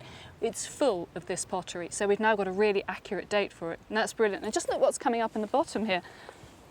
You see we've got masses of this pottery just lying here. Huge lumps of it, and there's much more of it back in the section as well, just lying on the bottom of this pit. And it could just be the rubbish that's been thrown down on the bottom of the pit, or who knows, maybe it's all one vessel and it's a vessel that's been sort of offered to the gods in a pit. But rubbish or gods, it's Iron Age. It's Iron Age. So what we've been able to discover at Caervallic is that it appears to be dotted with Iron Age pits full of high-status pottery. A real Iron Age jigsaw coming up here. The puzzle is that we've found no trace of any roundhouses here, although who knows what a trench across some of these other geophys signals might have revealed. We've run out of time on this site, but we have achieved our main objective. We've proved that both enclosures at Caervallic date back to at least the Iron Age. And although Barney wasn't lucky enough to find any dating evidence in this trench, he did establish that it had an incredibly impressive ditch cut through sheer rock, suggesting that this must have been a place of some importance in the Iron Age. At Gear, not only are we building up an incredible map of archaeology, but we've got the field walking results, which can be cross-referenced with it. And of course the pottery is interesting because in areas that we haven't been able to dig, we've got great concentrations where there must be other houses and other occupation, particularly down that area. Katie, meanwhile, has forgotten all about kilns and is excavating what's clearly a plank of Iron Age wood in the centre of our original roundhouse. There's a plank of wood going along the bottom here, which might have been pierced by holes that held up watling. You can see the thinner sticks here and here. Yeah. And there's some over the other side there, which might have been used as a partition wall in the middle of the roundhouse. Pete, does that make sense to you? It doesn't make nonsense, that's for sure. The experts have to admit they've never seen anything like this before inside an Iron Age house. Normally, wood doesn't survive. It's only that it got burnt 2,000 years ago that's preserved it for us to puzzle over today. It might be an actual physical structure of some kind which needed to be held upright. Mm-hmm. So you've got a beam at the bottom, things stuck into it. That sounds like something like a loom or something to me. The only problem with that, Mick, is if it's a loom, normally you turn them side on to the doorway. Well, yes, to get the light from over there. That's right. Yeah. Can I not see some rods of sort of charcoal in the end of the section there? An analysis of these remains in the lab might provide an answer. But in the meantime, Katie's remembered some other evidence that might help to solve the mystery. There are actually some polished stones over there behind Peter, which might be associated with a loom. Well, with sort of cloth smoothing or something, yeah. right. But it could be, you know, when you think about it, if those stones are used not just for cloth, but for skins. And then you would need a rigid frame, a really powerful framework to hold the skin in place while you're actually breaking down the fibres of the damn thing. Yeah. So those rubbing stones might be part of it too. You're right. Well, that's certainly 1,000 times more shiny than all the stones around it. But isn't that just natural? no way, that this kind of high gloss only comes from regular use on working something like cloth or leather. So it could have been a plank of wood seated in the ground, holding perhaps a frame like this. In order to carry out an activity that must have been commonplace around here in 300 BC. That's one interpretation, Victor. Yes, well, it could have been. But why it else. burned, nobody knows. I hear you've got some good news, chaps. Oh, we've got some brilliant news, mate. Crikey, What- that's a big hole, isn't it? Well, what we've got here is the end of the ditch, which defines the entrance to the enclosure here. You're standing right on the entrance to this big prehistoric enclosure. So we now know that this is the original entrance rather than anywhere else. That's it, absolutely. And we've got some pottery as Have a look well. what Henrietta's got here.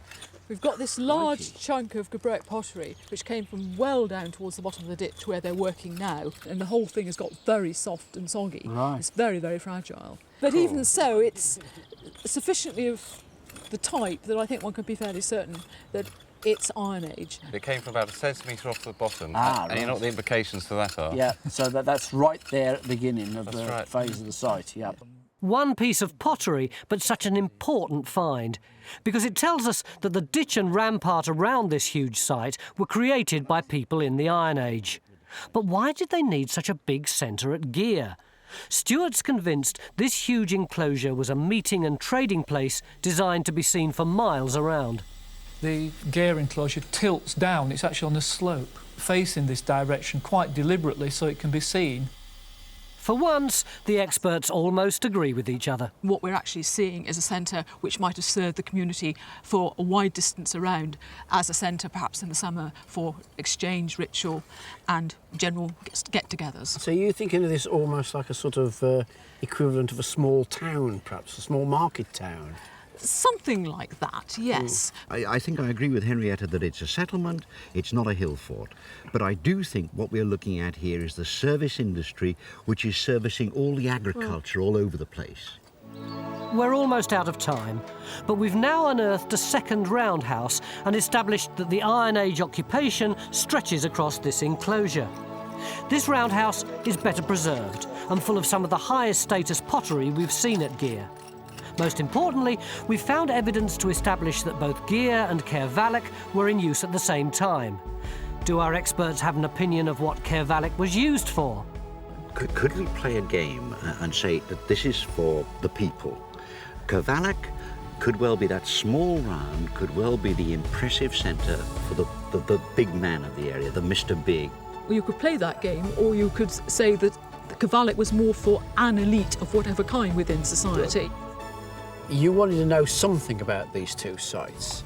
Well, something would be nice. We know so much more than we did, 3 days ago, was it? It seems like a lifetime, but it was only 3 days ago. But we've only excavated less than 1/10 of 1% of the archaeology. We're standing slap bang in the middle of an Iron Age roundhouse, and even though we've almost finished, still beautiful finds are coming up, like this lovely piece of amphora, high status pottery for pouring wine. It's been a great 3 days, but the final piece of the jigsaw is the geophys of the whole place. John, have you finished it yet? You're still healthy? 30 seconds ago. God, look at There you that, are, the whole complete lot. picture.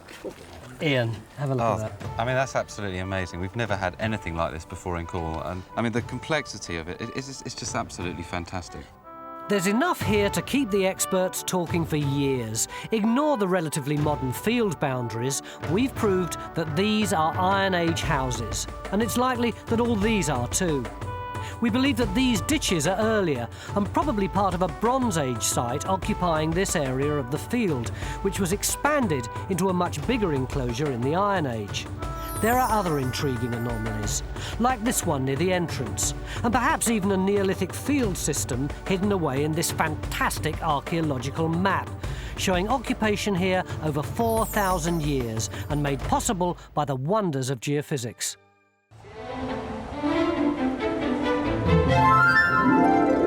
This slope could once have been part of an ancient capital in a rather unlikely place, the Ely housing estate here in South Wales. The hill is called Cae Rai. It's pretty mysterious and no one's ever dug it before, but it may well once have been a vital fortress for the Welsh tribes who lived here 2,000 years ago. This mighty fort, built on a hill, may have been the centre of power for this entire region. I'm really excited about it, Tony. Untouched by spade or trowel for centuries, will we be the first to unravel its secrets? So I'm hoping... Whoa! That's a little clearer for you. Oh, I can't believe it. It's down to our team of archaeologists to solve the mystery of this hill. Could this be the long-lost capital of South Wales? And if it is, will we be able to find it in 3 days? See, the thing about long-lost places is you never quite know what you're going to find, do you?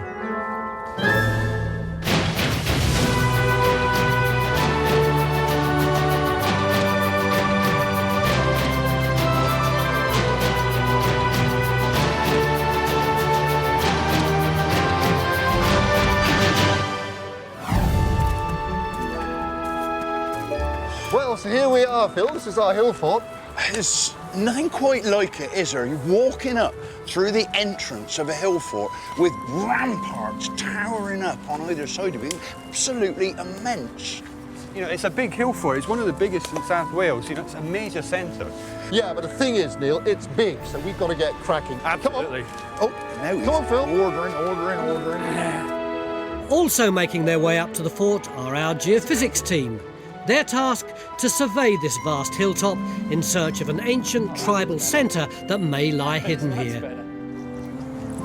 Oh, wow. You wouldn't have thought it was this open up here when you're clambering up the ramparts, No, would you? you wouldn't. So this is about 5 hectares. That's 10 football pitches in Old Man, isn't it? Yeah, yeah. Caerau, which means forts in Welsh, overlooks Cardiff, capital of modern Wales. Built atop this massive hill, trees now cover the spectacular earthworks that give our site the classic profile of an Iron Age hill fort. But more than that, its size and commanding position suggest that it could have been the old capital and busy hub for the Welsh clans of the area. Time Team site director Francis Pryor has seen what he believes could be an Iron Age ditch, and it's got him very excited. I mean, look, you really see it's incredibly clear over there, isn't it? It's really nice ditch. Oh, I mean, see the on your back. Francis, you're the boss this week. Is this place really as mysterious as it's cracked up to be? Well, I don't think it's mysterious, Tony, so much as unexplored. We know it's a hill fort. It's a hill fort, so it is Iron Age then? Yes, it's Iron Age. That gives us a lot of time to play with. You know, is it started at the beginning, you know, 600, 500 BC, or has it started much later, 300, 200? It could be, either one. What sort of thing are we expecting to find? Well, what we're looking for, Tony, is where people actually lived. I mean, that's our main objective.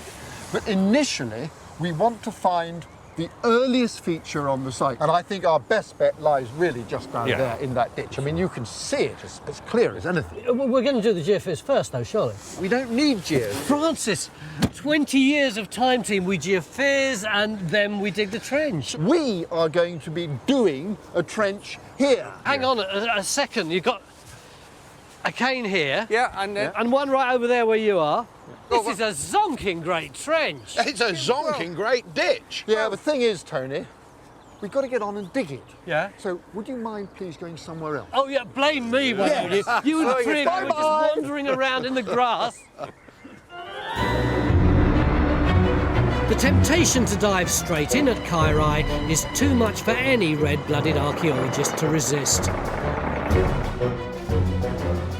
This huge site could date back to the beginning of the Iron Age in Wales, as early as 800 years BC.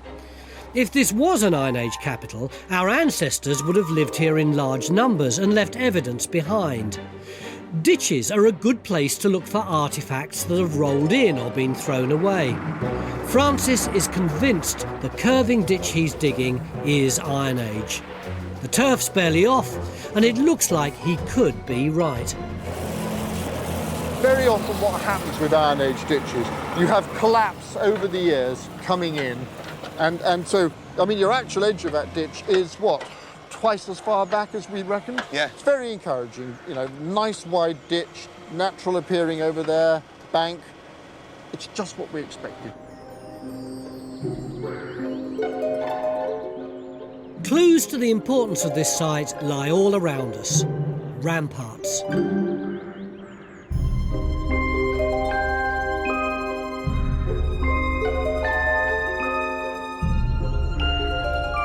the massive banks and ditches that surround this hill. They're part of what's always drawn Iron Age specialist Neil Sharples to Kairai. For years, he's been dying to dig here. We've been talking blithely about this place being a hill fort, but we haven't actually said what a hill fort is, have we? No, it's well, it's a difficult question. That's why we're probably been avoiding it. Well, it's a hill and it's a fort, right? Well, maybe. It's definitely on a hill. What do you mean by a fort? Well, somewhere where there are soldiers, somewhere where there are defensive structures. We can see that there are ramparts here, can't we? So what were these ramparts for? Well, I think at a simple level, they're creating an enclosure that defines and gives identity to the people who live within it. Defining a community seems like a bit hippy-dippy to me.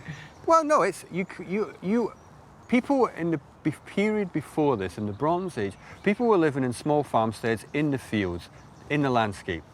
The end of the Bronze Age, there's a major transformation, and people gather together at these places, probably quite special places, and then they surround themselves in these ramparts and ditches. But why would you define yourself in such an incredibly military way? Well, it's not necessarily a military way, that's the way you look at it. I'd be very, very surprised if we found a spear inside this hill fort, or any weapon. You're making it sound like something built by social services. Look, just because it took a lot of people to build it, it doesn't mean that it was a community project, does it? It's a big statement of a sense of belonging, and it's a sense of pride, community pride. We are a community who's strong, vibrant, we've got lots of resources, we've got lots of manpower. You know, we can build a major, impressive monument that's going to really put all our neighbours into the shade. They're going to look at our ramparts and say, gosh, that's impressive, I don't want to tangle with them. They are a really important group of people. The geophysics team is using magnetometry to survey Kairai. It's a technique that uses magnetic waves to locate disturbances deep in the soil. We're looking for circular features, traces of Iron Age roundhouses that may have lain buried for more than 2,000 years. Francis has asked the team to survey a strip running across the middle of the hill fort. If there really were lots of people living here in the Iron Age, there should be evidence in the geophys. And the first set of results are already in. This is what we've got. Now, we did have a bit of a wish list this morning, which was going to be lots of archaeology, possibly some ring ditches. Yep. So how many of your wishes have you fulfilled? Not quite as many as you'd have hoped, I'm afraid. Like none? Yeah, we're verging on that. It's up for debate. Francis, you wanted roundhouses. Yes, I did. Yes, it's not exactly Iron Age London, is it? Not really. I mean, am I imagining something, or is that something there? Tell me there is something there. Tell me, come on, Jimmy. Tell me there's something there. All right, yes, there is something curving through there. Well, can you drop us in on that? I think I can manage it. Yeah. Okay, let's go for it. It's not much to go on, but then Iron Age archaeology isn't for the faint-hearted or the short-sighted. Roundhouses, the typical homes of the period, were made of wood, mud and thatch, and after long centuries rotting in the ground, there's not much left to see. While Phil's opening up Trench 2, back at our first trench, Francis is hoping his archaeologist's gut instinct has been proved right. If this really turns out to be an Iron Age ditch, it'll help us date the hill fort. Well, I think we've got a ditch there. Yep, no problem. So that's your ditch, Matt. It's not exactly defensive, is it? No. The grey silt that we thought was the ditch fill actually is the top of this natural boulder clay here. So we carried on back this way, and you can see the dark ditch fill there. Oh, it's really clear. Lovely edge there, and it goes all the way to here. How deep do you think it's going to be? I mean, I've been nibbling away at the edge along here, and it's going at about 45 degrees, so you may be talking maybe half a metre deep, if it follows that. And no finds, anything like that? Absolutely nothing. I mean, the fill of this ditch is really solid. It's almost the same as the clay there, so I think it is very compacted and very old. But the proof is really going to be in the excavation, isn't it? Yeah, it will. Get cracking.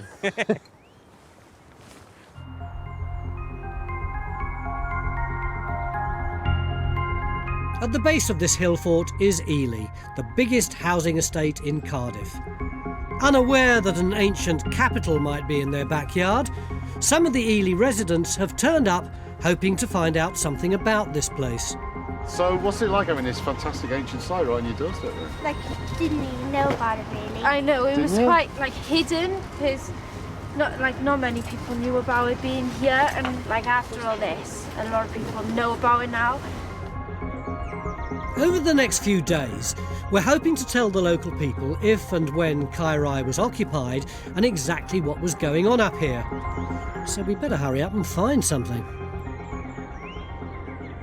One of the archaeologists just called me over and said, there's a house in Trench 2, a house in Trench 2. So I came over here and look, there's swathes of brown soil and a few stones dotted around. Where's your flipping house, mate? Actually, I couldn't have put it better myself, Tony. There are swathes of brown soil, but it really takes the eyes of a skilled archaeologist to actually pick out what's in the trench. Well, we've only got you here. Well, I'm going to have to do then, aren't I? Look, if you remember, that when you looked at the geophysics, you remember there was that curving thing which we thought was probably the wall line of the Roundhouse. Well, we think we've actually located that in this trench. The giveaway is you've got one edge coming along there. You can see on this side it's somewhat grittier, and then in here it's clayer, and you've got the other edge coming around here and swinging round in this direction. And we think that that is either the foundation of a roundhouse or maybe a drip gully. We're looking for a huge community, aren't we? Yes, but huge communities live in houses. Yeah. If we're right in thinking that this is our house, we are beginning to actually get a grip of that community. It is all a bit tenuous, isn't it? It is not tenuous, you old cynic.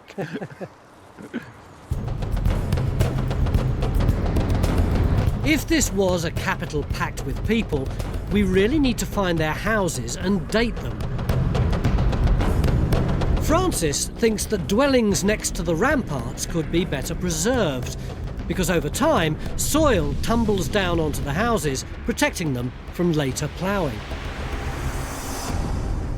Jim! Afternoon. Got any more results for us? Certainly have. You'll remember, Francis, that after this morning's efforts, we were sort of grasping at straws, hopefully. Whoa! Is that better? Is that more what you were after? Oh, I can't believe it. We got what? 1, 2, 3, 4, 5. What? 6 roundhouses, I guess, there. Optimistic, but I'm with you. Yeah. I mean, I can't tell you, Jimmy. I think that is... And you may change your mind overnight, but at first glance, where do you reckon you'd want to dig tomorrow? Well, obviously, go for that roundhouse. It's obviously in such good condition. 10 minutes ago, we had a drip tray, and now we've got practically a whole civilization. Well, we'll have to prove it to find out, won't we? And that means digging tomorrow.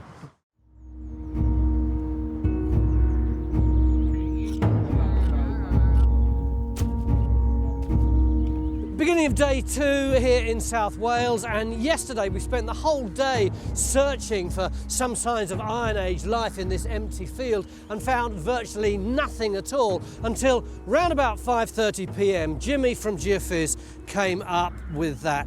Isn't that beautiful? Lots of interesting linears and circles and mysterious shapes. For an archaeologist, this is just about as much fun as you can have with your clothes on. So how are you going to start your fun-filled day, mate?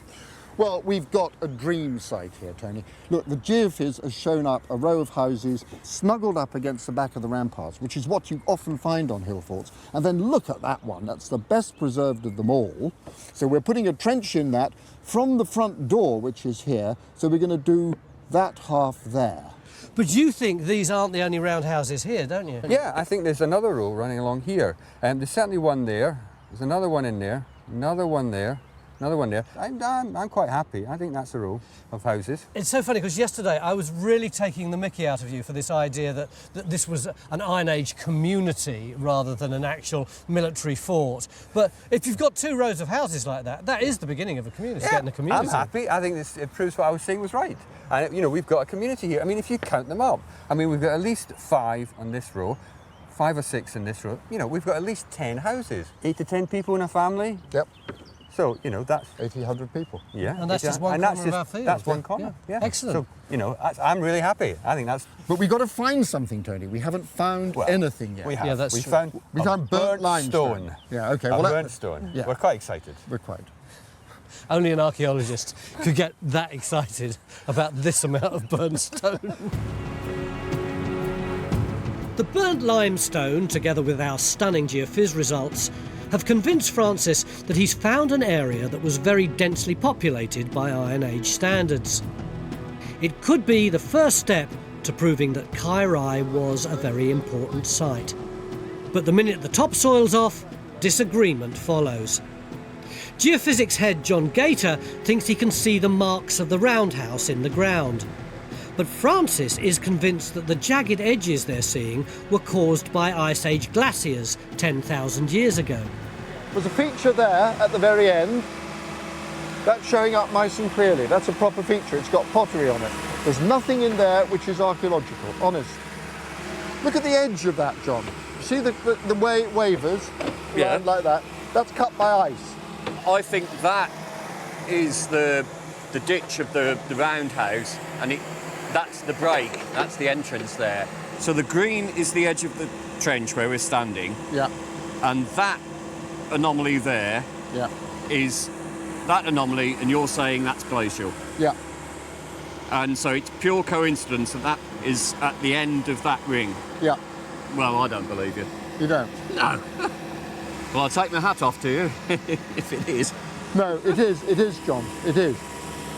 There is no archaeology there, take my word for it. So we'll have to come back here then, and then once we've found it, we can follow it, if we want. But I think the key thing now is to find it, because we're lost until we do. If Francis is right, we haven't got our Roundhouse yet, but he's not giving up. He's now extending the trench to try and find it. I've wasted my time.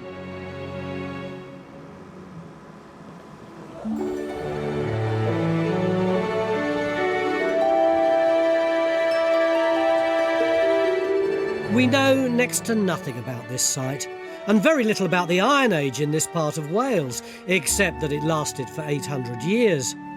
But there are clues about the nature of the people who lived in the area, and perhaps on our hill fort itself.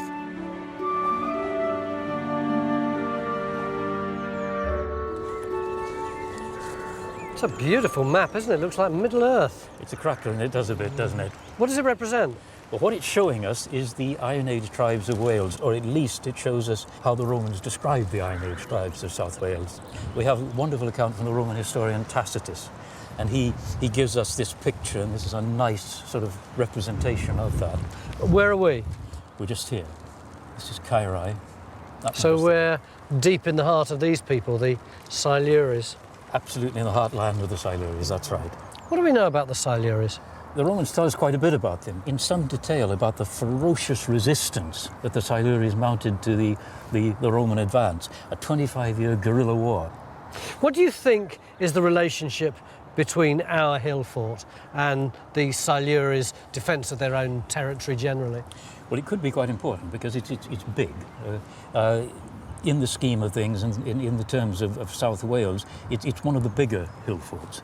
And I think that we really should be thinking of the Silures as a sort of a clan-based tribal confederation. So you will have had important regional centres, and it may well be that we're stood in the middle of one of them here at Kairai. We've now got 3 trenches up and running in our search for houses and finds. So far, Matt's ditch trench has given us nothing, but help is now at hand. Oh, I brought you some reinforcements, mate. Thanks, how many have you got? Huh? How many have you got? Oh, a few. Right. The kids from Ely are coming to dig in our trenches. Maybe they'll bring us good luck. There's still a bit of cleaning to do in there on all that muddy clay, and then we'll get into the features and see if we can find some really good stuff. You are going to get so muddy. Is that a problem? No.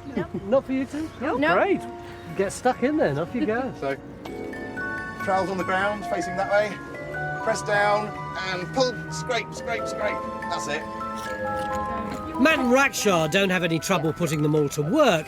Nothing like a bit of slave labour to move this excavation along. Yeah, watch your toes. That's But it, yeah, who just the were weight- these ancestors that our kids are digging for? We know they spoke an ancient Celtic language, and we know that this language became modern Welsh. And they've left behind colourful everyday objects, some of which are kept in the National Museum of Wales.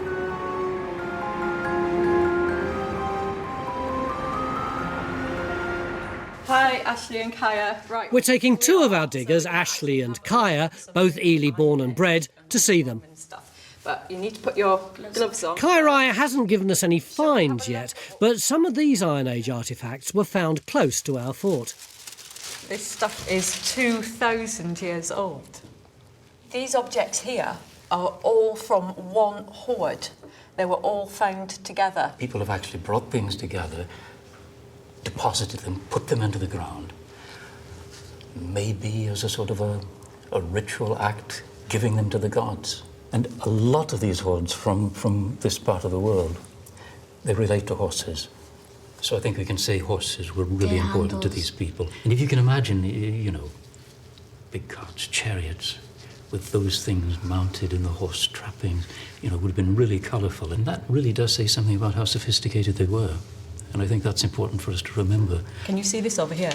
What's this? No. That's a Iron Age pint in it. Big mug, isn't it? A tankard. It's the right idea, yeah. I think it's a little bit more than a pint. Yeah, about 4 pints. 4 pints. That's a lot. And I think the idea is, isn't it, Ray, that they used to share these? I think you'd want to share that round a bit. Yeah, it might be a bit much otherwise. These precious objects tell us that the Iron Age people from this area lived lives full of ritual and colour.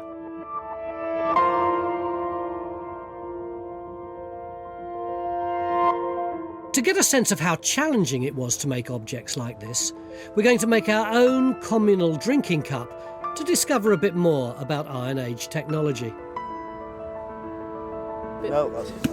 Cassie is going to help metalworker Dave Chapman make a bronze handle for the cup, and the process starts by getting metal from stone. This is going to sound like a bit of a stupid question, but this is the Iron Age, so why bronze? Well, they're using the bronze quite extensively as a decorative metal. There's a really beautiful metal that takes lovely shapes, and you can cast bronze, whereas you can't cast iron. So you can get really nice decorative shapes. So any shape you can make in wax, you can then cast into bronze. Bronze is an alloy of copper and tin. Locally mined malachite is a good source of copper ore. But to extract or smelt the pure copper, we need more than just heat. It's actually about creating carbon monoxide, which is bonding with the copper with the carbon in the stone, creating carbon dioxide and copper metal. So we're forcing a chemical reaction to take place. Whether you're smelting now or 2,000 years ago, extracting metal from ore is a complex process. That's it, right. Dave's using raw material from the local environment, in this case turf from our trenches, to control the gases inside the furnace. The carbon monoxide reacts with the ore, separating it into pure copper and the waste product, slag. Oh, there we go. Looks like we've got some on the bottom there. Oh, is it this sort of, that bit there? Yeah, that looks like a blister copper. It's very solid. Excellent. So what we'll do, we'll put it in the water. At this stage, the copper is still attached to the slag.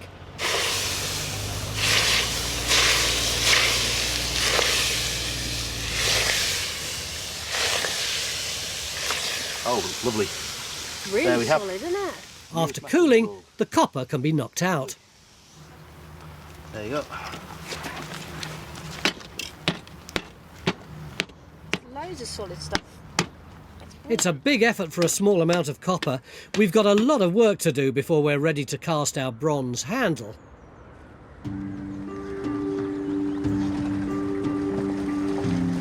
The cup is underway, but it would be great to find a real Iron Age artefact. And it looks like Francis's first hunch about where to dig was a good call. Francis, The whole field is abuzz with archaeologists saying that at last we've got a significant find. Is this it? It is, Tony, and it is a cracker of a find. I am really excited about it. It looks just like a piece of rock to me. Well, it is a piece of rock, Tony. It would have been a much larger piece of rock. This is a quern. It's a corn grinding stone. One of the things about these querns, right, is that they were quite sophisticated bits of kitchen equipment. Go on. This would have been part of a much larger thing. So this is the top stone. I mean, there'd been another one at the bottom on which it would have rested like that. And then you pour this grain through that groove there, which is actually a hole. Oh, you can really see that curved shape in there, can't you? So that goes in there, and it goes to meets the bottom stone, and then you can see, look, there's another groove there, and then that distributes the grain as it grinds, and then after I don't know, a couple of generations of use, planes of weakness develop, and then eventually the thing cracks, and they say something rude in Iron Age and throw it into the ditch. But why are you so excited about this? I mean, it is, frankly, just a broken thing in the bottom of a ditch. I'll tell you why. This tells us that there were people actually living here. Yeah. They were making flour in the houses, which were probably just over there. So it's very, very important. Now, Matt, where exactly did you find it? This is important to get this right. It was just on the bottom of the ditch, just about there. And why is that so significant? Well, as you can see, it's a big thing, and it was found right at the bottom of the ditch. So I don't think it was something that was lying around but accidentally slipped in. I think this was thrown in there with rubbish. So it has to date the ditch. Matt, you know why he's so triumphant? This is his trench that he stuck in before Geophys, and it's turned up trumps. You're bang on the money. Yes, it's really been good, Tony. I'm really excited about it, Tony. This brilliant late Iron Age find dates our ditch, and it's proof that Iron Age people were grinding corn here at Kairai. And where people were grinding corn, they were very likely to be living and even farming in the surrounding landscape. But to prove that this place was some sort of Iron Age capital, we need evidence of large numbers of people living here. And that means finding plenty of roundhouses. Yet halfway through our time here, there's still no definitive evidence of a single one. The pressure's on. We're at Kairai Hill Fort in South Wales, a massive unexplored site.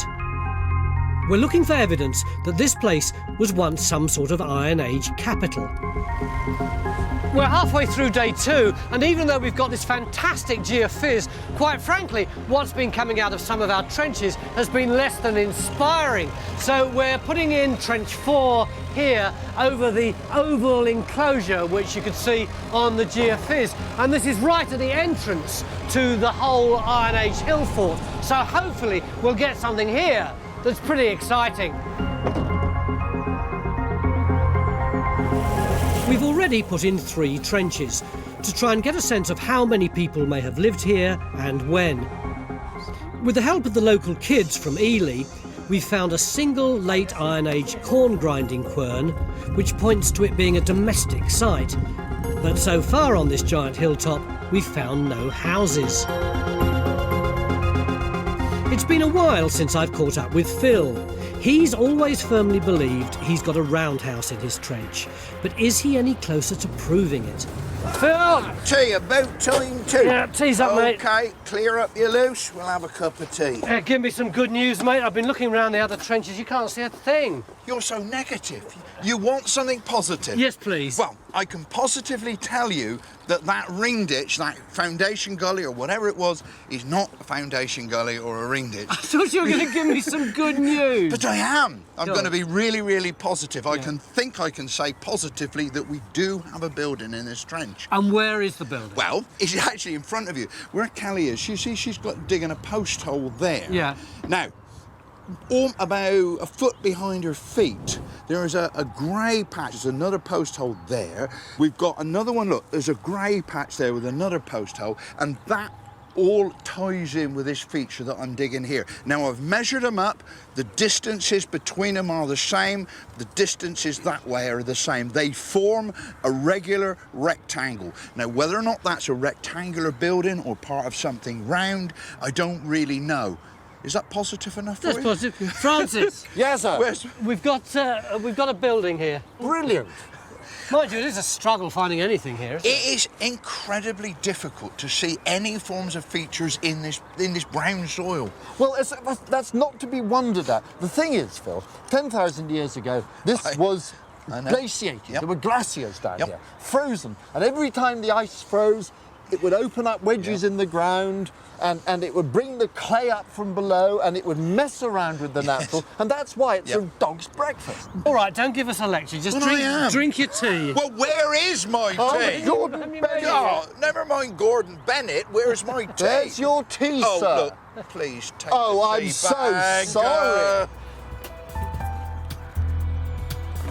Positive thinking is all very well, but the reality is that Phil's trench remains inconclusive. Our building could be round, could be rectangular, could be Iron Age, but we've got no finds and no date. It's game over at Trench 2. But it's not time to give up on Kairai just yet, and we've also got a replica Iron Age drinking cup to make.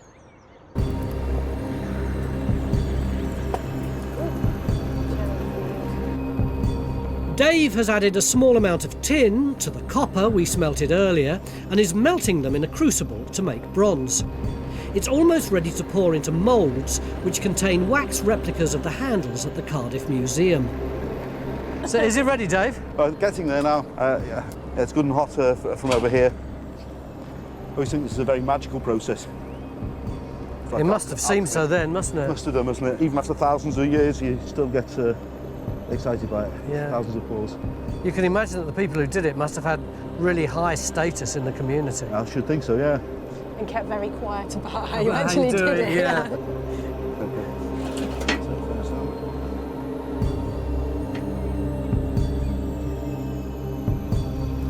Our bronze is now ready to pour into the moulds to create classic Iron Age style handles. Fantastic colour, isn't it?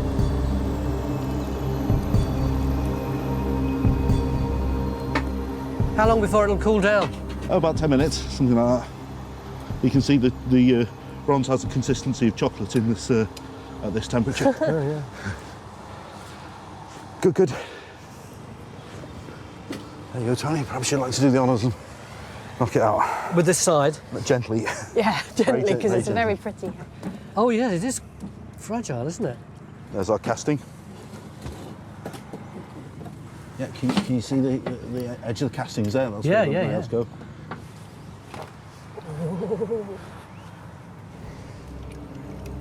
A quick wash and brush up, and the handles are very nearly there. Here we are. Probably around 2,000 years since something like this was made on this site.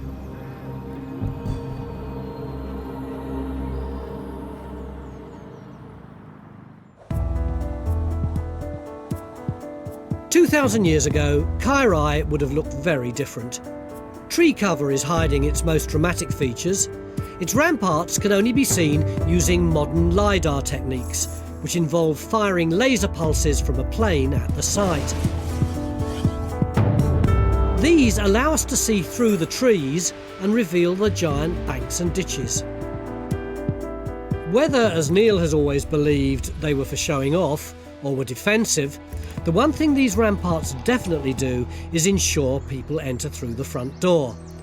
Francis put Trench 4 over the feature at the entrance to see if it's a part of our Iron Age story. Oh yeah, you've nearly bottomed that, Ian, haven't you? Oh yeah, Francis. Yeah. What I've got the sides now. Yeah. And these stones are lying on the side, and the bottom's probably underneath these stones down here. Fantastic. I mean, those stones strike me very much as if they're in situ. They're placed there almost. Oh yeah, they're not tumbled in. I mean, these have definitely been placed on the sides of the ditch all the way round. There's one behind me as well.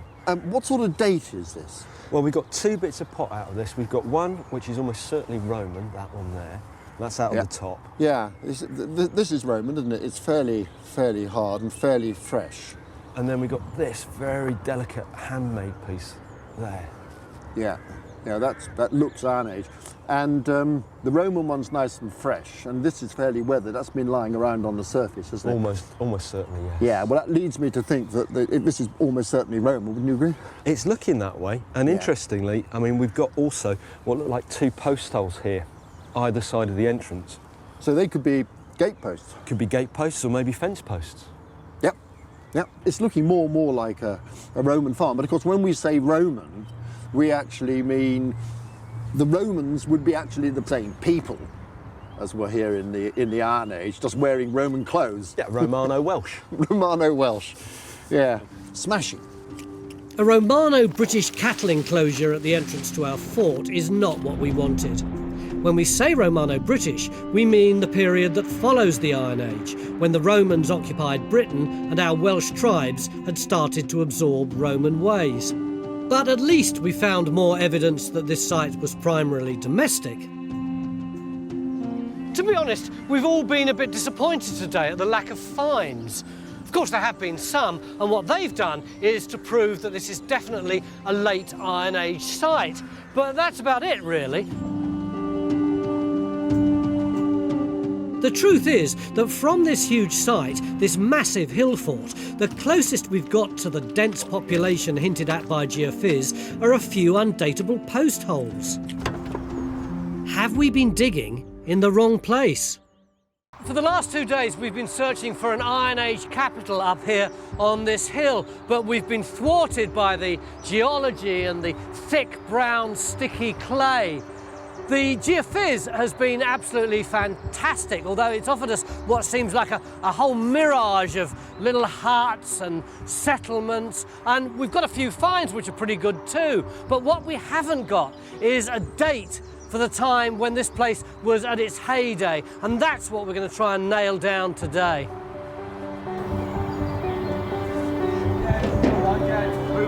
If there were large numbers of people living on this fort, they would surely have left evidence of their daily lives.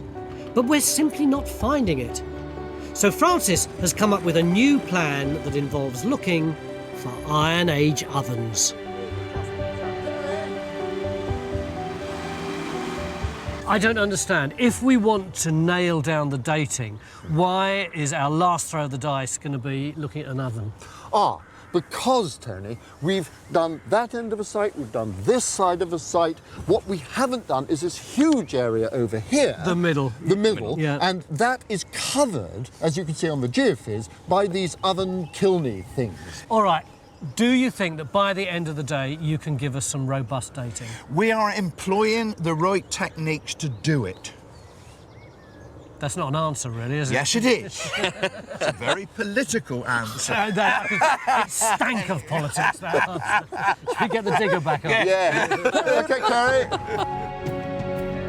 Whether they're ovens or kilns, these features showing up on the magnetometry could be a sign of a busy, occupied part of the site.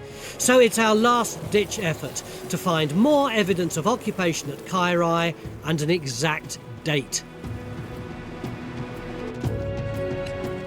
But when Matt actually digs some of these hotspots, the anomalies turn out to be Romano-British slag, proving that lots of people were working up here during the Roman period, but it doesn't help us in our search for our Iron Age people. Yet just when all seems lost, Kyrai surprises us. We think we may have finally found some promising features in the Roundhouse trench. Ditch ends, features which would have formed the front door to a roundhouse. Francis extended this trench yesterday and it seems to have paid off. It's a real breakthrough. And that's not all. If we've got solid proof of one roundhouse, all the other circular shapes that showed up on the Geophys are almost certainly roundhouses too. But we still need dating evidence. With time running out, even site director Francis has picked up his trowel. He's got a post hole, a feature you'd expect to find in a roundhouse, and even better, there's pottery in it. But is it enough to date the house? But look what we're getting out of here. Right on the top. Ooh. Yeah, I mean, it's only body shards, but... that's Iron Age, though, isn't it? They've got to be Iron Age. So if this pottery matches the stuff that Naomi is getting, that's fantastic because it's a straight line going through the front door, isn't it? Pretty much, yeah. I mean, it's getting over that way. So, I mean, that would sort of indicate that these two features probably are part of the house. Righto, I'm going to do a bit more digging because I want to make the most of this, but... Francis reasons that his post hole and a pit outside the door that Nahum is digging line up with each other, putting him right in the heart of our roundhouse. The potsherds he's finding have grit in them, which means they're Iron Age. But to give us an accurate date, we need bigger pieces. If we know the shape of the pot, we can date it and date our roundhouse.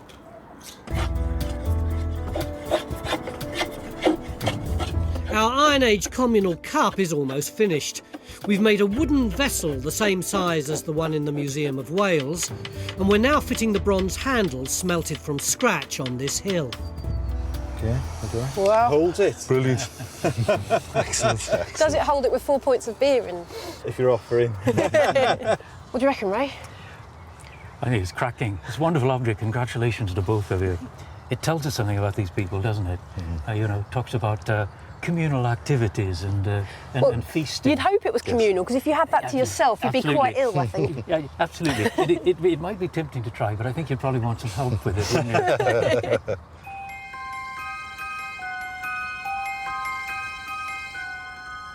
Back at our roundhouse, the finds are coming thick and fast. And in the nick of time, Naomi has found something we hope Paul Blinkhorn, our finds expert, can date.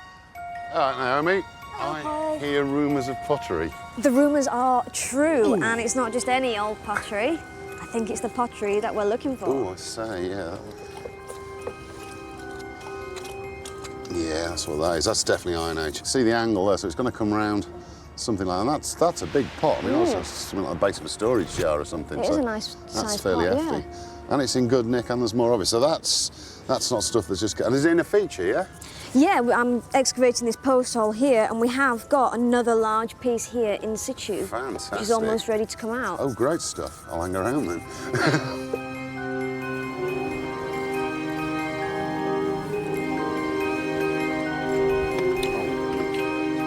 Naomi has found a large section of pot from a post hole at the entrance to the roundhouse. Oh, nice one. There you go. Oh, wow, look at that. It's a proper little... Yeah. It looks like I've got a teacup like that. It's tiny, isn't it? Yeah, it's a different pot, I think. Almost certainly. Oh, yeah. I think you've got a full profile. It's all the way up to the rim. I hear you've got something interesting, Paul. Oh, I think you'll like this, Neil. Hey, now we're talking. Yeah, well... This is good. What we've basically got, Naomi's got a post hole down there. And so far we've had a little piece of a base of what looks like a big storage jar. That's a big vessel by the look of it. But we've also got this, and these two bits joined together. It's a tiny little cup. Gorgeous. Isn't it? And you know what?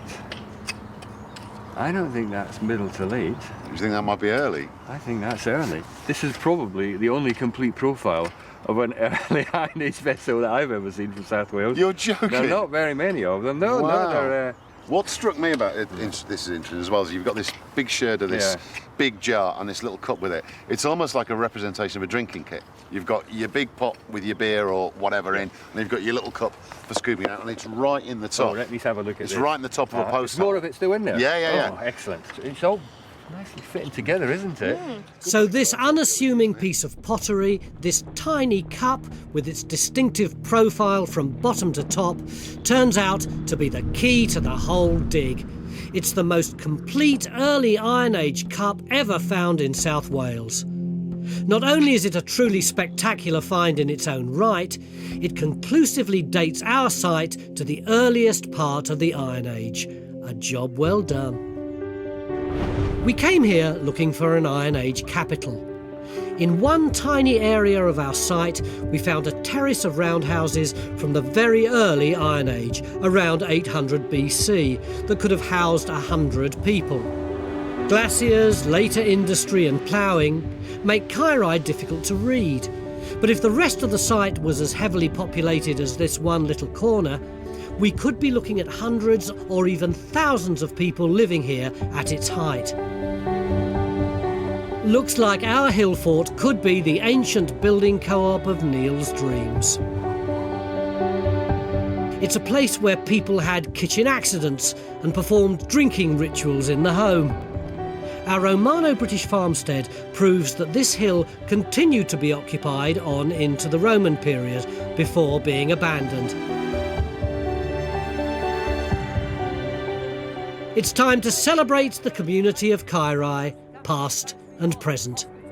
What has amazed me is the sheer length of time that this place has been occupied. How long do you think? 1,000 years. Phil? For me, it's the sheer fact that we've been able to find buildings. We all need somewhere to live. You only got to look down there and see the homes of so many people. That, to me, is the important thing, that there is a real live settlement on that hill all those thousands of years ago. Yay!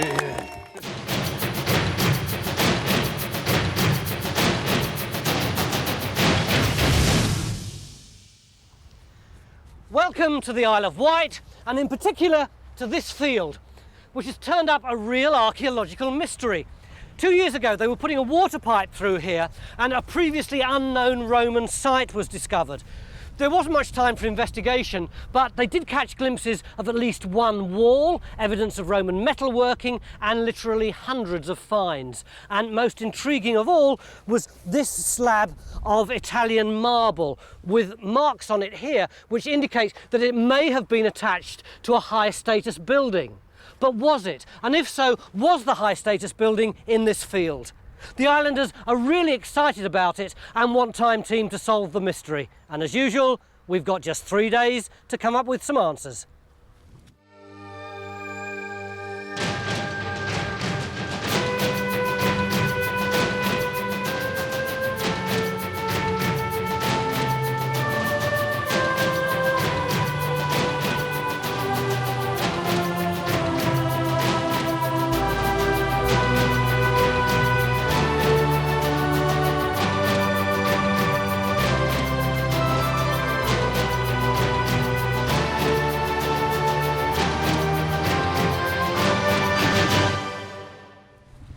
You can't find the pipe, can you? We've got global positioning by satellite.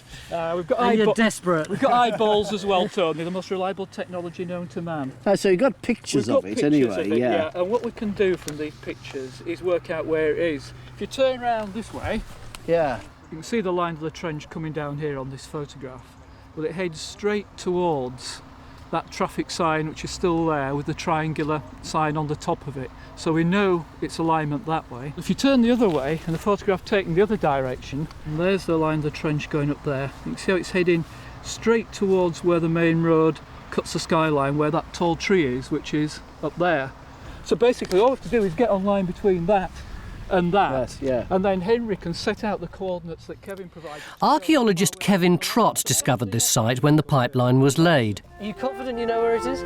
Positively. Right, we'll come back in an hour's time and see. The pipe apparently is plastic, which means we're not expecting it to show up on the Geophys survey. Ruth, how many people were field walking here yesterday? 153. You've got loads here today as well. The Isle of Wight Archaeology Unit have organised a field walking and metal detecting survey of this huge field. They started work yesterday so as not to get in our way.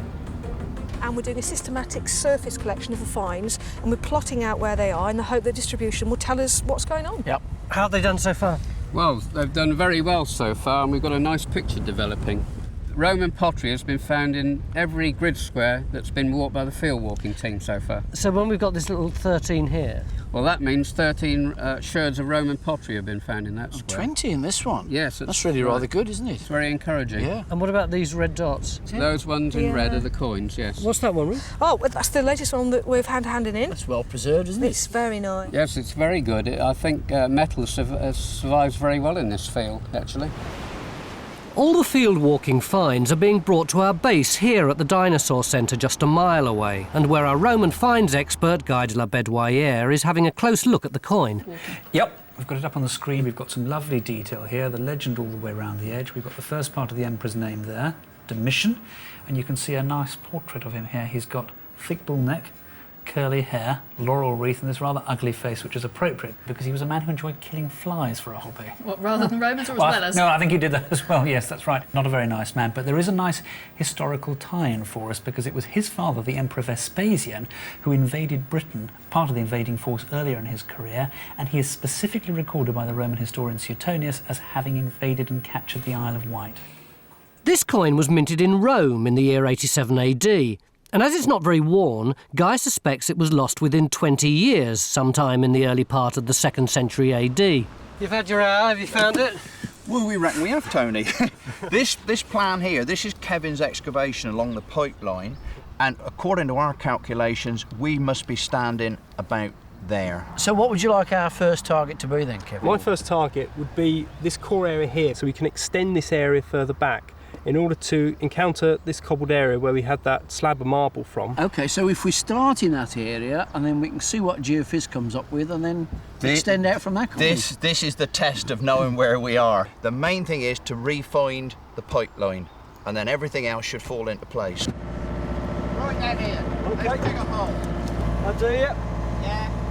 The archaeologists want to relocate Kevin's trench because it not only turned up lots of Roman material, but also evidence of the earlier Iron Age. They're interested in the transition between the two periods. Personally, I'm just hoping we can solve the puzzle of what was going on here in Roman times, when the island was known as Vectis. We know that when the Romans invaded, the British tribes were like this. Well, I was going to say, so which one owned the Isle of Wight? But what does mean? Well, I don't believe this round my area, and I suspect you probably feel the same. It's typical of us. We love black and white areas, neat little dotted lines to show things. It wasn't like that at all. These tribes are fighting all the time. The borders shifted the whole time. It's actually one of these fellows, Verica of the Atrebates, who goes fleeing over to the continent in the year 42 to get help from the Romans in part of his tribal quarrels, and that's why Claudius comes and invades Britain the next year. But a coin of him turns up, this one here that we've got. It's this coin, is found in the Isle of Wight. And maybe his tribe held the Isle of Wight, but maybe it was this one and maybe it was that one. And it might have been a different one at different times. Yeah, absolutely. Presumably. I always think of the Isle of Wight now as the tourist trade, but presumably it wasn't that during Roman times. No, and there'd been people farming here, I think, for thousands and thousands of years before the Romans. There are hunter-gatherers from the Mesolithic, and then there's farmers from 4000 BC, so it's been occupied for a very long time, but presumably just by farmers mainly. But it's important enough for this Roman author to describe Vespasian as a general, he's later an emperor, actually to conquer the Isle of Wight. He talks about 30 battles, 20 towns, and the island of Vectis near Britain. So it's specifically mentioned. It must have been quite important. Back to the field, and would you believe it, we're having problems relocating Kevin's old trench. How's this possible? Weren't they using GPS 2 years ago? They would have been, and they did at this site, but the difficulty there is that when they were using it, it was before the Americans switched off. There's an inbuilt scrambling error, which has now been turned off, but it meant that there was quite a large sort of margin of error potentially in what they were doing. To make matters worse, it started to rain. We're losing a lot of time, and Kevin looks like he's only too aware of it. Bring back the days of good old-fashioned measuring tapes, that's what I say. It's approximately down through here. I still don't know where we are on this site. It started off as a bit of a joke, but it's 10 to 1 now, and we can't do any digging until we've found it. Well, at least we've got the pipe, we think. It starts somewhere around there on one side, and the other side of it's about there. But we don't know how far up or down we are on it. And until we know that, we won't know where the original trenches that were dug 2 years ago are. Now, in those original trenches, there were some cobbles. If we can find the cobbles, then we'll know where we are. So what Phil's doing now is working up the length of the pipe to see if he can find any. He hasn't found any yet. Worse news still is that Geophys are struggling to get good results here. But Carenza is opening up a second trench to check out one of the few signals that just might be archaeology. Meanwhile, in Phil's trench, we're now at least certain about one thing. Have you found that pipe yet, Phil? We most certainly have, Stuart. Oh, good man. If ever you needed any proof, What does it say on it? It says, caution, sewer below. I believe you then. Any evidence of the archaeology then, Phil? Nothing at all. So what we're doing... Phil's exposed this surface, which has got caterpillar tracks across it from the old dig. His plan now is to dig a small slot into it to see what's underneath. 20 minutes later, and Phil and Kevin have got something to smile about at last. Right, what have we got then? Well, it looks like we've actually finally got something. Superb. And look what we've come down onto, this vast spread of shells. Look, everywhere you look. And then there's burnt material, there's pot, more pot over there. And look what else has cropped up. Ah, excellent. Gorgeous, really, isn't it? really nice glass bead. Only archaeologists would call this a bead. It's apparently quite a rare find, though. It was made in France and could be Iron Age or Roman, made any time between 150 BC and 250 AD. We still desperately need to work out where we are in relation to the archaeology Kevin recorded, and who else should come to the rescue but Stuart. How can you drag us away from a good trench? You might want to look at this, going back to real old-fashioned detective work, Phil, but since this is a photograph that shows the surfaces you're looking for, what I've done is tried to recreate where the photograph is taken from. Right. And this tree line up here hasn't actually changed. You can get that frame exactly from here with a 28mm lens on, and we know the camera, Patrick, who took the original shot, has a 28mm lens for the camera. Okay. So that shot was actually taken from here, looking down there. Right. Well, if you look at this sondage is going to be right down there, not over there. Using Jenny as a human ranging pole, Stuart works out exactly where the Roman cobbled surface should be. Keep going, keep going. So she's stood more or less in front of where those cobbles are, so they're probably under this spoil. Well, I was going to say, I mean, another bucket width or two will resolve that. Yeah. It's been slow going, but we're getting there. And just to remind ourselves that it's worth the effort, Guy and Carenza are looking at some of the Roman finds that Kevin discovered in the pipe trench. Beautiful. Is that a necklace? Well, we're not sure yet whether it's a small necklace or a large bracelet. I suppose it could be round to go around an upper arm. Yes, and it is indeed adjustable. But one of the most interesting objects we've had off the site so far is this iron steel yard. What would that have been used for? Well, it's for hanging a weight off here, and then up and down here you move the substance that you want away. Does that suggest there's a trading post or something? Well, interestingly, we've also got a couple of steel yard weights, but we also have this little suspension hook, bronze suspension hook, from another steel yard. So that does suggest to me that there is a trading or commercial activity going on here, and we have got a clue as to what that might have involved because we've got this large lump of molten glass. I noticed that. That's really wonderful, isn't it? I mean, it looks as if there's a number of vessels that have been melted down and glued together, presumably for recycling. Yes, glass is infinitely recyclable, and one of the things it could have been used for is enamelling, which is a process we think might have been going on this site. But the industrial finds are just part of the story, because intriguingly, Kevin's trench also turned up bits of marble. So it could be the end of a piece of furniture, or perhaps a piece of stonework from the wall. But we're left with that mystery. Is there a building here, or has it come from a building somewhere else? That's it. Perfect. That is absolutely perfect. It's that big old bit of pot. Now, at last, it looks like we're in the right place to find out. Yes, look at that. Good God. Whoa. New Forest greyware storage jar. That's a big, that's a serious pot, isn't it? Yeah. Jenny's opened up a new trench and reckons she's found the cause of one of the geophys signals. I mean, that just looks like a big disc of iron. Could that be the anomaly? It could be part of it, yeah. Yeah. Yeah. The geophys signals aren't clear, although they have picked up the pipe trench, or rather a metal pipe that apparently runs next to the plastic one. This is the new geophys. Well, yeah, this is the problem we've got. Look, there's the pipeline everyone was looking for. I mean, clear as daylight. But what we've got is not very clear beyond. That's the blob in Carenza's trench. And now that's where Jenny's digging. So there's no clear ditches or major pits. It's all very bitty. It's either because there's too much soil on top of the archaeology and we can't see deep enough, or it's the nature of the archaeological features. They're just not clear. But we are finding material now in an area left intact because it was under Kevin's spoil heap. I don't think it's broken. What are you doing now? No. We have got the most gorgeous little bronze bracelet down in here. Oh, you're kidding. Oh, no, would I Like it. kid? Would I lie? Look at this. It's just so fragile because it keeps flexing, which is very what bothering me. Well, I think. Ah! Oh, there it is.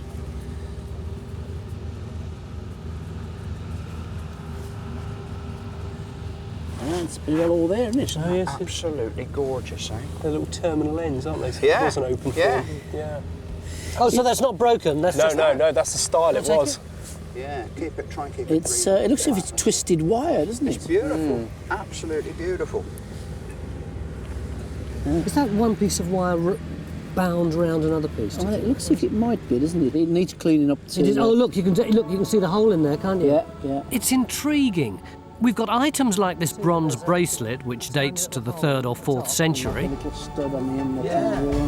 I think we found the whole thing.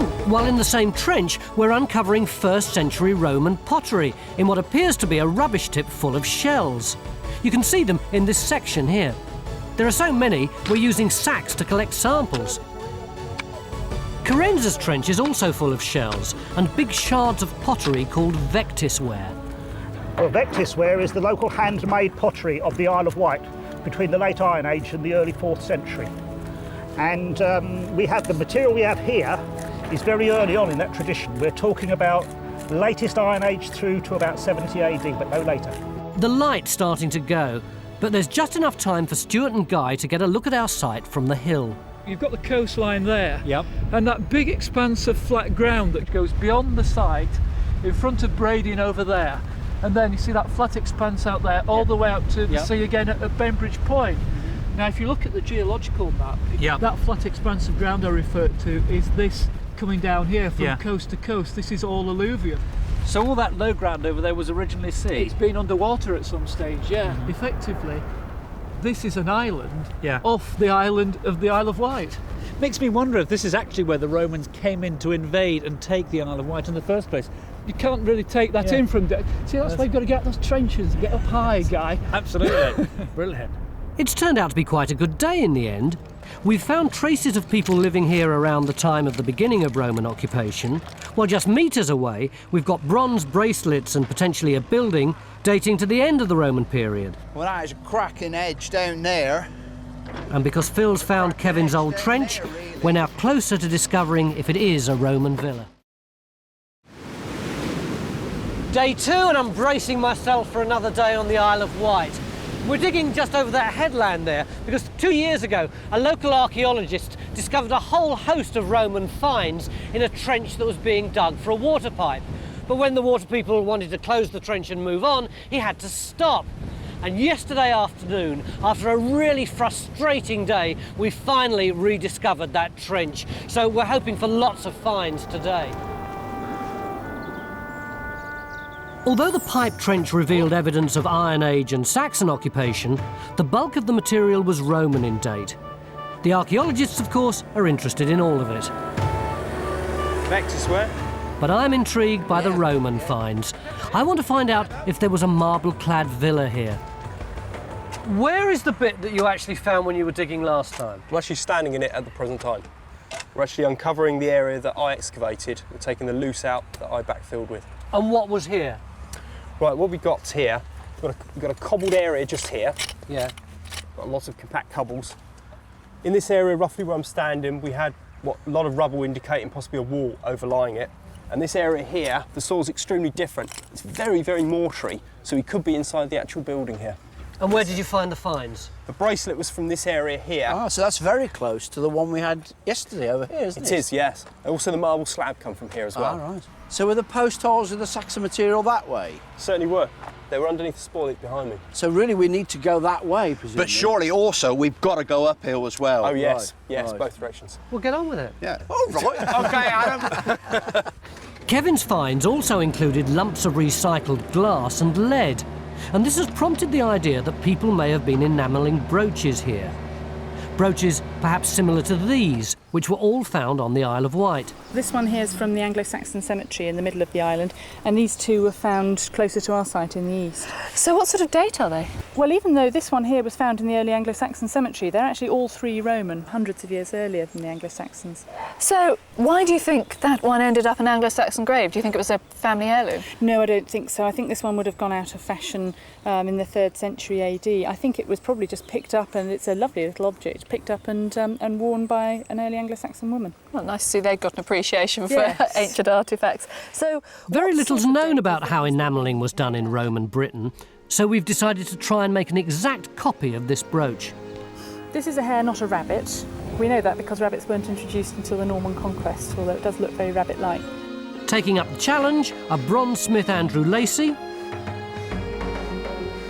and local jeweller Guy Moray.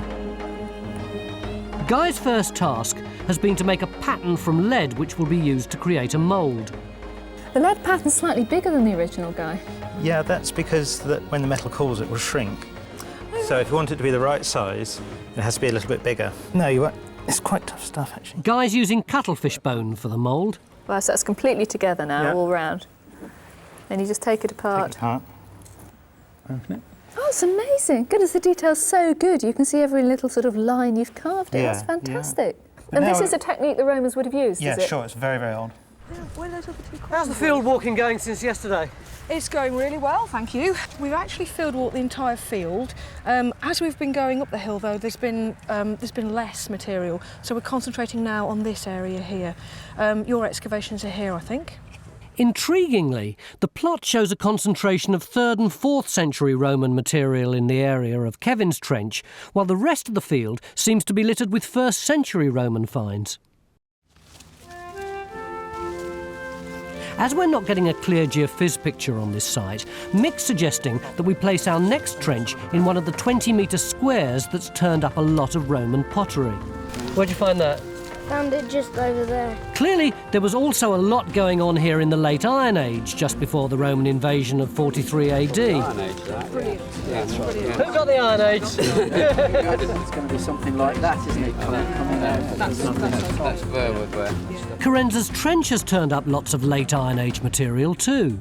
It's getting very interesting. We've had masses of finds out of it, including tray loads of this oyster shell and some massive pottery as well, including bits like this that fit right back together again. This trench has also revealed several large post holes alongside an area of cobbles. We've got this bizarre spread of, well, boulders here, if you like, cobbles, with a very straight edge to them, straight edge up the top. There's something really deliberate going on here. But all these post holes are looking late Iron Age. That's what your pottery is, isn't it, Cassian? Yep, everything out of here is all late Iron Age. And that's all out of one post hole? Yep, all out of one post hole. And I've got a similar amount of material coming out of mine, same age. So we seem to have late Iron Age settlement here, but we don't know what any of it is. Do we know much about sort of Iron Age houses and so on in the Isle of Wight? We know very little about the settlement in the Iron Age here at all. There's just a couple of Roman sites that have turned it up sort of almost by accident. So it would make a lot of sense if we widen this, sort of took another chunk, wouldn't it, to see whether we can get the plan out of it. In our extended pipe trench next door, we've just found a piece of another bronze bracelet. Because this is what, just twisted wire? It is, yeah, it's twisted totally round. What's going on? That's the third one, isn't it? Yeah, I mean, Kevin had one from his evaluation trench there, and ours from yesterday just came in the bulk over there. Yeah, let's have a look at it. What, 2 strands? Two strands, yeah, rotating. All the bracelets are coming from the same context, buried in what Phil calls a lens of material. This material here, this dark stuff, that's where all the bronzes are coming out of, the bracelets. And you can see it's coming back and back and back. And it's literally lensing out as you come up the slope. We extended the trench up the hill and we began to run out of finds. And so we went down and there's blatantly no building. What we're thinking now is that perhaps the wall that we thought was the front of the building is in fact the back wall of the building with a cobbled floor, and that it's actually extending down that way. So does that mean we've got to go down that way now? We've got to check it out, Mick. Good time to In our workshop, our bronze mixture, made up of 90% copper, 7% tin and 3% lead, is ready to be poured into the cuttlefish moulds. We're hoping to get at least one decent replica Roman brooch to enamel tomorrow. Oh no! Which means we can't afford to spill any. 5 minutes later, and it's clear the furnace wasn't hot enough. The bronze has solidified before reaching all parts of the mould. Because it's only about 1 millimetre thick. The solution? Add more tin to lower the melting point, allowing the liquid metal to fill out the tiniest details of our hair. No idea what's happening. Oh, That's fantastic. lovely. Look at that. Through, so ears, eye, front paws, back paws. Yep, we're just going to have to chisel those away. Meanwhile, Stuart's fascinated by an engraving depicting the Isle of Wight. Got this really nice engraving here, which was done in 1545, showing the view from Portsmouth towards the Isle of Wight over here. And there's the Mary Rose sinking in the water there. But if you look at the Isle of Wight here, this is the entrance to what is now Bembridge Harbour, coming round here. And in fact, you can see it shows boats right round the back of this. Our site is here, so even at that date, this was open water all the way round towards the back of the site. Looking at the same view today, this whole area has been reclaimed, but it once formed a very big natural harbour. Our site is situated on what was effectively an island, separated from the rest of the Isle of Wight. We're sort of like tucked up a little valley at the side, aren't That's we? it. Well, that valley is actually quite interesting because that is the effect of creek coming off this main sheltered water side. Stuart's starting to think that our site may have been situated here because of the creek, which, if it was deep enough, might have allowed ships to get very close. But what was happening here in Roman times? I'm simply staggered by the number of bronze items coming from just one trench. We've got that bracelet there, which is totally complete, and then fragments, this bent one, and I suppose the nicest piece of all is this gorgeous pin. And you can actually see that there's incised decoration on the head of it. Beautiful. Is this a common sort of find, Helen? Well, a pin of that shape is not uncommon, but the engraving on the head is really unusual, yeah. And when you think that, of course, it wouldn't have been green when it was first used, it would have been a lovely bronzy colour, that delicate engraving would have stood out very well. What do you think these finds tell us, Helen? It's odd to have two complete ones and a load of broken ones. If these are in situ, maybe they've been cut up. Yeah, people did buy in scrap in the Roman period. I've seen lots of broken bits of brooches or spoons all gathered up in one deposit. You could melt it down and recycle it. It's certainly something that could happen. So this could be an industrial site. I think that would fix. I mean, we appear to have good evidence for a building, and I mean, everything that's coming out of it is industrial. But if it's not a villa, where does our piece of marble fit in? I think there's a real possibility that it's stuff that may have been brought in from a ruin somewhere else to be reused. Remember, we're not very far away from a 4th century villa. I think it's quite possible that somebody was making use of a very valuable commodity, extremely rare in Roman Britain. You wouldn't throw that sort of stuff away. So, no villa on our site. But Brading Villa is just a mile away, and it offers a chance to get an insight into Roman life here on the island in the 4th century AD. Oh, look at this, Mick. Yes, it's impressive, isn't it? It's exquisite. Almost complete. The mosaic shows what was important to the villa owner, like cereal farming and even dressing for the British climate. Is this supposed to be the sea? Yeah. He's shown us his vision of his land and his holdings, and finally he's pointing out to us just how important the sea is to this villa and to himself. And we're told that it's a wild place because we're seeing these two big tritons, these big sea beasts with their great writhing tails. But then perched on the top, we've got these two nymphs looking quite serene and happy. So it's telling us, I think, really that, or the owner here is telling us that the sea can be tamed. And just as a further reminder, this particular triton's carrying a shepherd's crook, rather sort of hinting, for instance, that he can shepherd the fleet across the waves and bring it safely to shore. So would the sea have been quite wild here? Well, it still is in the winter. The southwesterly winds here are a really significant thing. And it's interesting that we're also shown the winds, and capriciously they're pointing their big horns in different directions. Oh, this is the four? Yes. It's the best we're going to get for a snapshot, really, of what this place was like in the 4th century. You can see it comes along here. Although I'm disappointed we haven't got a mosaic, in our 4th century Roman workshop, Phil's over the moon to show the extent of what we think was the cobbled floor area. Are you following? Yep. Around here, Yeah. back round here, and then this is going to be the front of the building. Right. It's going to give us a building of about 8 metres long, that's that way, Yeah. and about 5 metres from front to back. Katie's trench, put in on the basis of field walking finds, has discovered a huge ditch full of late Iron Age and early Roman material. We're finding loads of pieces of pottery as well. This is 1st century AD, so it's very early. And that's a big piece. That means you're probably going to find a lot more to have a piece in that good condition. And this has got a little hole under the rim there. Oh, so it has. So it would have been suspended over a fire. And now we've got a new puzzle. Why is there this enormous ditch along the side of our settlement? Clearly, we've got 2 Roman stories on this site to deal with. One set around the time of the Roman invasion, and the other involving what appears to be a jewellery workshop operating towards the end of the Roman period. That's a bit... Look what we've just found. Oh my God. What's this little thing here? No, that's the pin off it. If you turn it over... Can I? You see it's beautifully tinned on the back. Yeah. Where did this come from, Phil? It's all the same deposit. Where are the bracelets from yeah. as well? Guys twitching. Yeah. It's a Roman disc brooch. What I think is really exciting there is that underneath all this crud, we've probably got the remains of the enamel decoration that would have filled these grooves around the edge. Oh, that's very appropriate, isn't it? Yes, it just, yes. Yeah. Our attempt at enamelling will take place tomorrow. But first, we have to create some glass using silver sand and soda lime. A little bit of this. Some of that, a little bit Some of that, a little bit of this. In this case, malachite, a copper mineral, will colour it. Have you done this before? Not quite like this. So you really don't know if this is going to work? No. So we've just got to let them cook for a while now. Enamel is essentially made up of ground glass, so this has got to work. Just at the treacle tart stage. So this is one, like, leave it overnight, maybe. Yeah, if we put the lid on just for a little bit.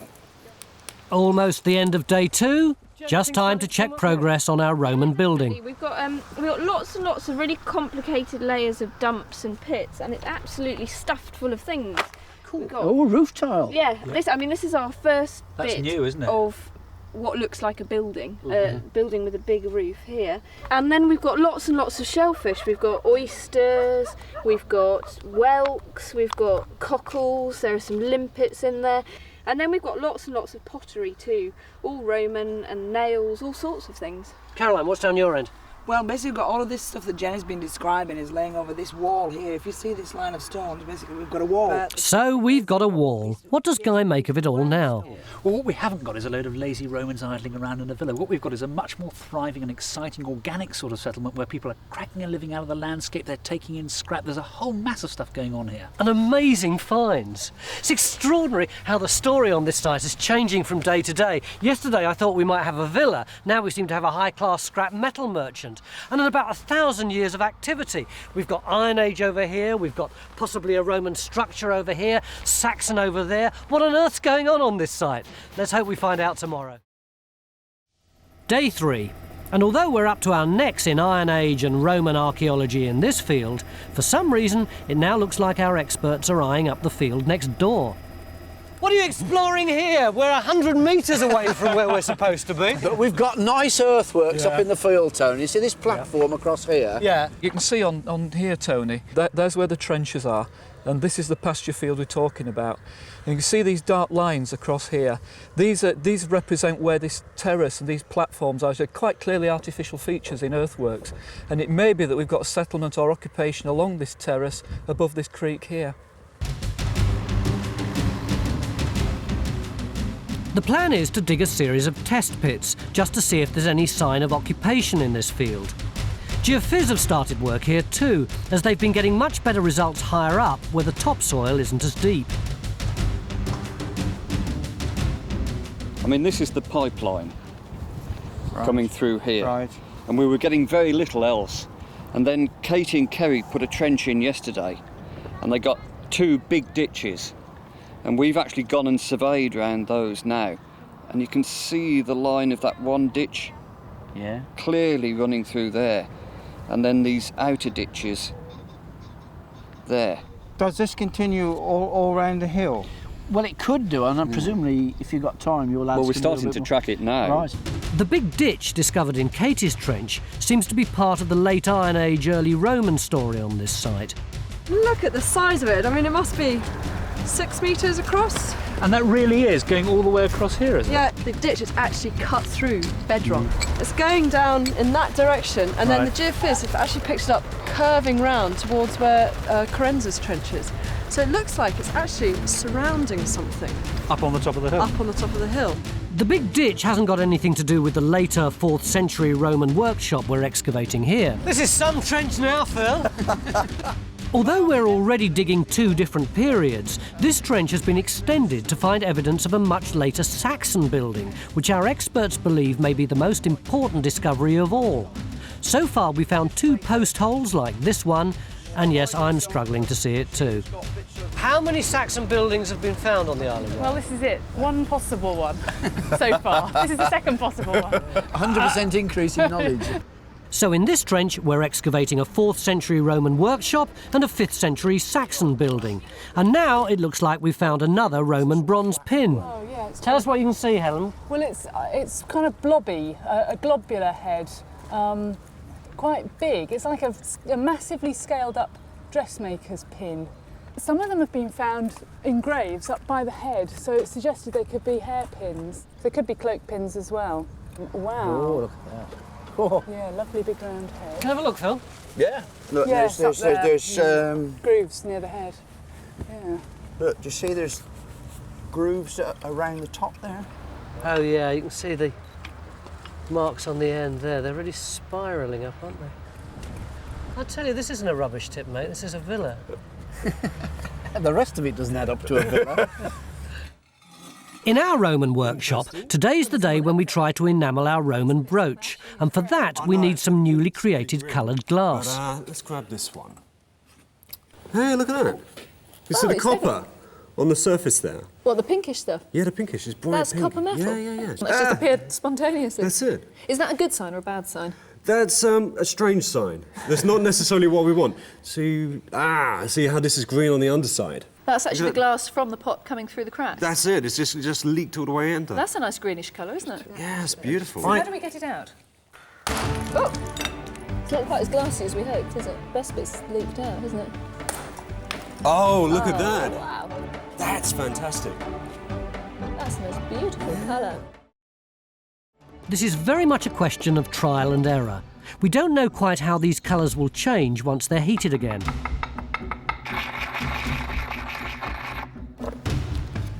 Adding cobalt to our blue glass should give us a deeper colour.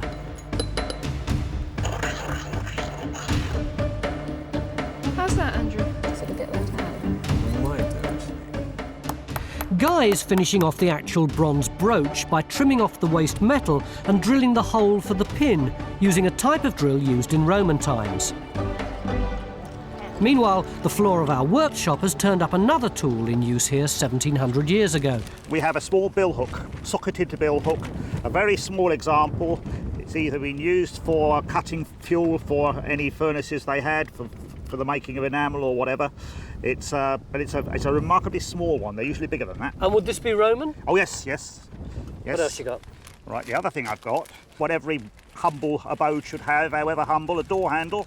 Roman broken, again? Yes, broken, but you can see where it's broken, snapped away on a rivet hole, and there's another traces of another rivet about there. It looks just like something you might have today, doesn't it? It is. Once you get a good design, it sticks.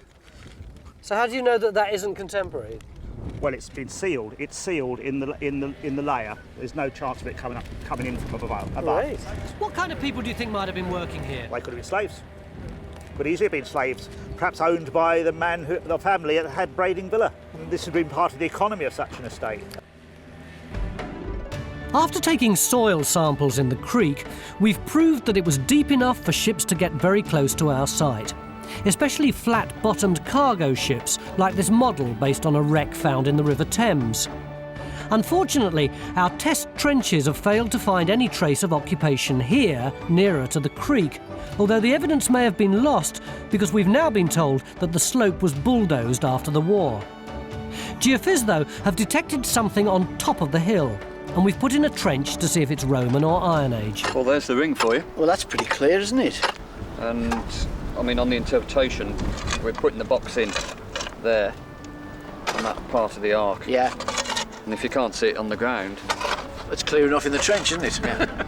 Katie's found a flint scraper in the ditch, which is either Neolithic or Bronze Age. Bit of a blade, isn't it? Must be Bronze Age. Well, we'd expect it to be Bronze Age, wouldn't we? What would you expect to be Bronze Age? We'd expect it to be a ring ditch, probably around a barrow or around burials. Mick reckons this could have been a Bronze Age burial mound, which means that we're now talking about people living in this landscape as far back as 2000 BC. It's an exciting discovery, and we now know it's got nothing to do with the big ditch and the late Iron Age settlement Carenza's digging, which was occupied something like 2,000 years later. Carenza? Hello there. Have we got a structure yet? Yes, I'm pretty sure we've got a structure. We've had more of these post holes turn up in the extension of the trench. You can see where we've half-sectioned them, and some of them are really different to others, like that one's quite shallow and V-shaped. Whereas this one here is much, much deeper and sort of U-shaped. So it looks like this might be part of the wall of a roundhouse, and some of the other ones are sort of internal features like little partitions or beds or something like that. Carenza's especially impressed by one of the smallest finds. We found this glass bead out of the post hole, right in the middle of it, and that's perfectly fine for the Iron Age. You hold it up the light, it's the most beautiful deep blue colour. And having been struggling for the last day to try and make anything remotely glassy, I am so impressed with that as a piece of craftsmanship. To find out more about the massive Iron Age ditch, we've opened up one last evaluation trench, and it's revealed something quite unexpected. We certainly found a human burial for a start. A human burial? Human remains, certainly, yes. Where? I mean, it's here, basically. When they were taking the top off the trench, they just touched it with the bucket. This is all cranial fragments up here and actually some bits of hand. And we have a mastoid process with a zygomatic. Actually looks it's a very male characteristic. And a bit of mandible here.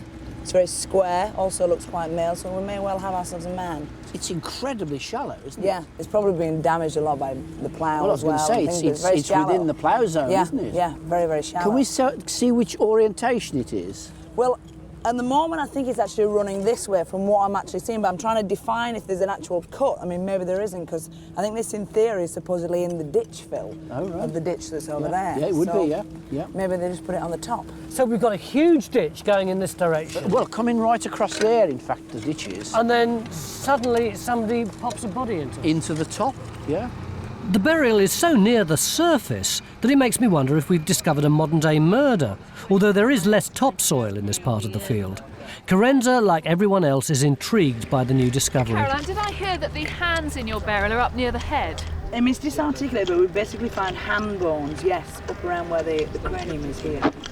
Right, is that part of a bent arm bone? This potentially could be, a flexed humerus and an elbow basically joined here. So that suggests that it might have been a crouched burial then, with the sort of head tied up tightly like this. It's distinctly possible. And that would suggest it's like to be prehistoric, wouldn't it?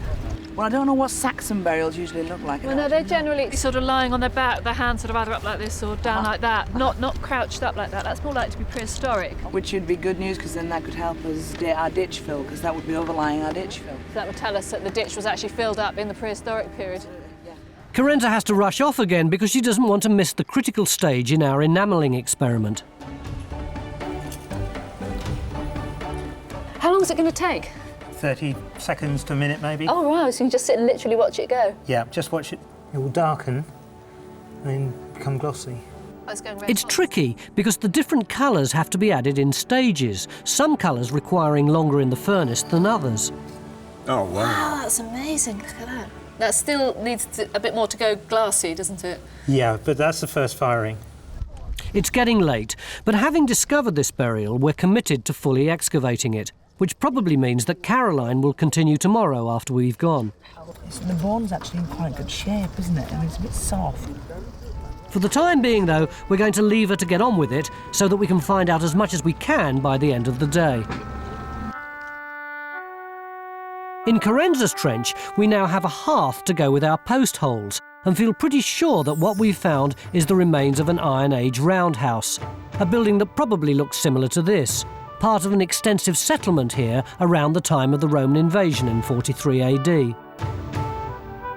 We expected the big ditch to completely enclose the late Iron Age settlement, but Geophys could only see this much of it. Perhaps this was all there was, and it was designed to impress anyone approaching the settlement from the creek. The Roman building that was standing here 200 years later, around 300 AD, was a fairly humble structure, not the villa I'd hoped for, but probably a workshop, perhaps even occupied by slaves. One perhaps of several buildings located here because of easy access to the sea, with people trading and recycling materials, and almost certainly into the business of enamelling.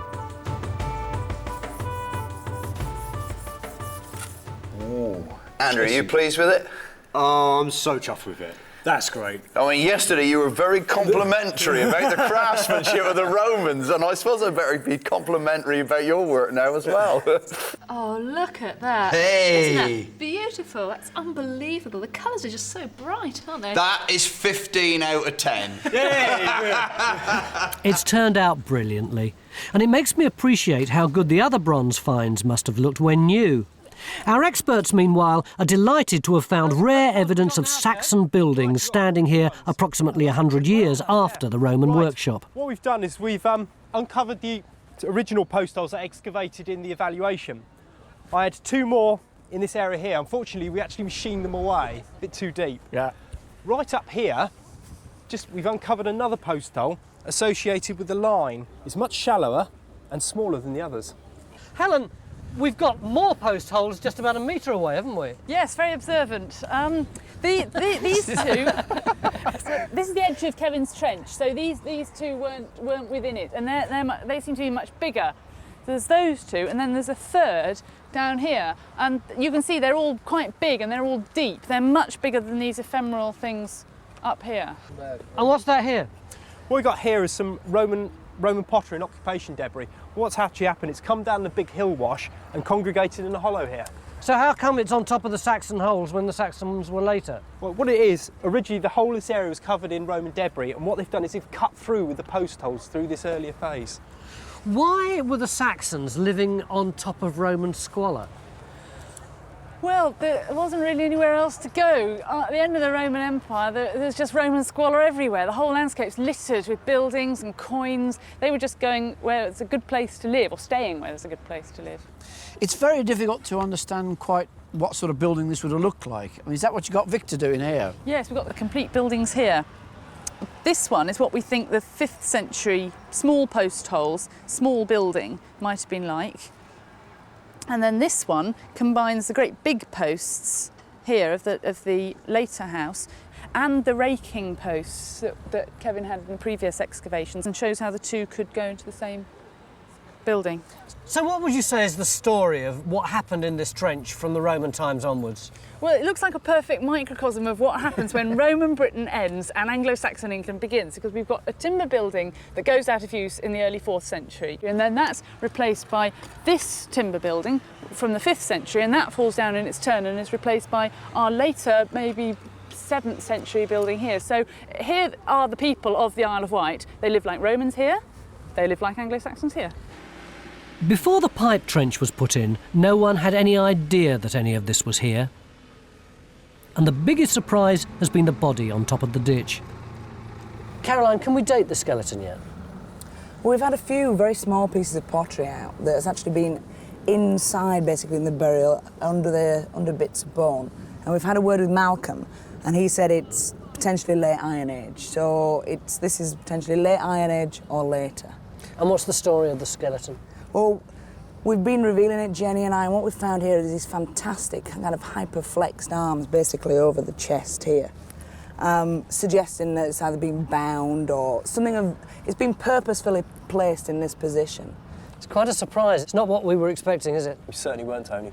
How many other Iron Age burials have we got on the island? We only have one, and if this is Iron Age, this is very, very important.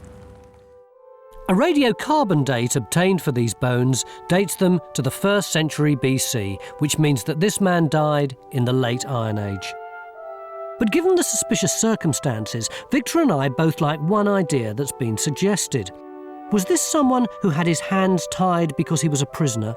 Someone who was executed and then dumped into a ditch full of Iron Age rubbish?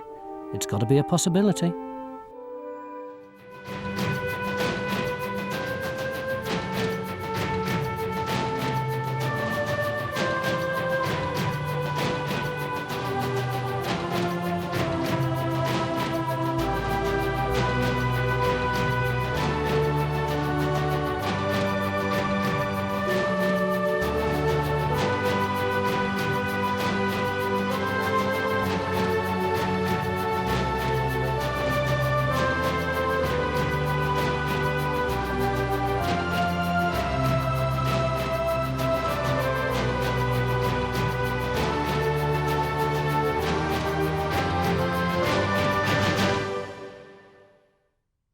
Fiona, Christina, John, do you know how far you've walked over the last 3 days? Far too far. We've calculated it at 62.5 miles.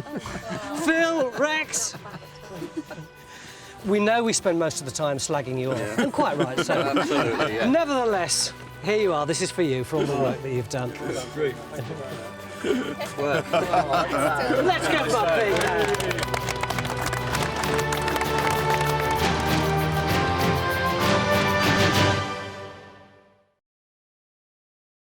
And here we have the Time Team tankard, and by us all drinking from it, we will bond together as a community. Lovely.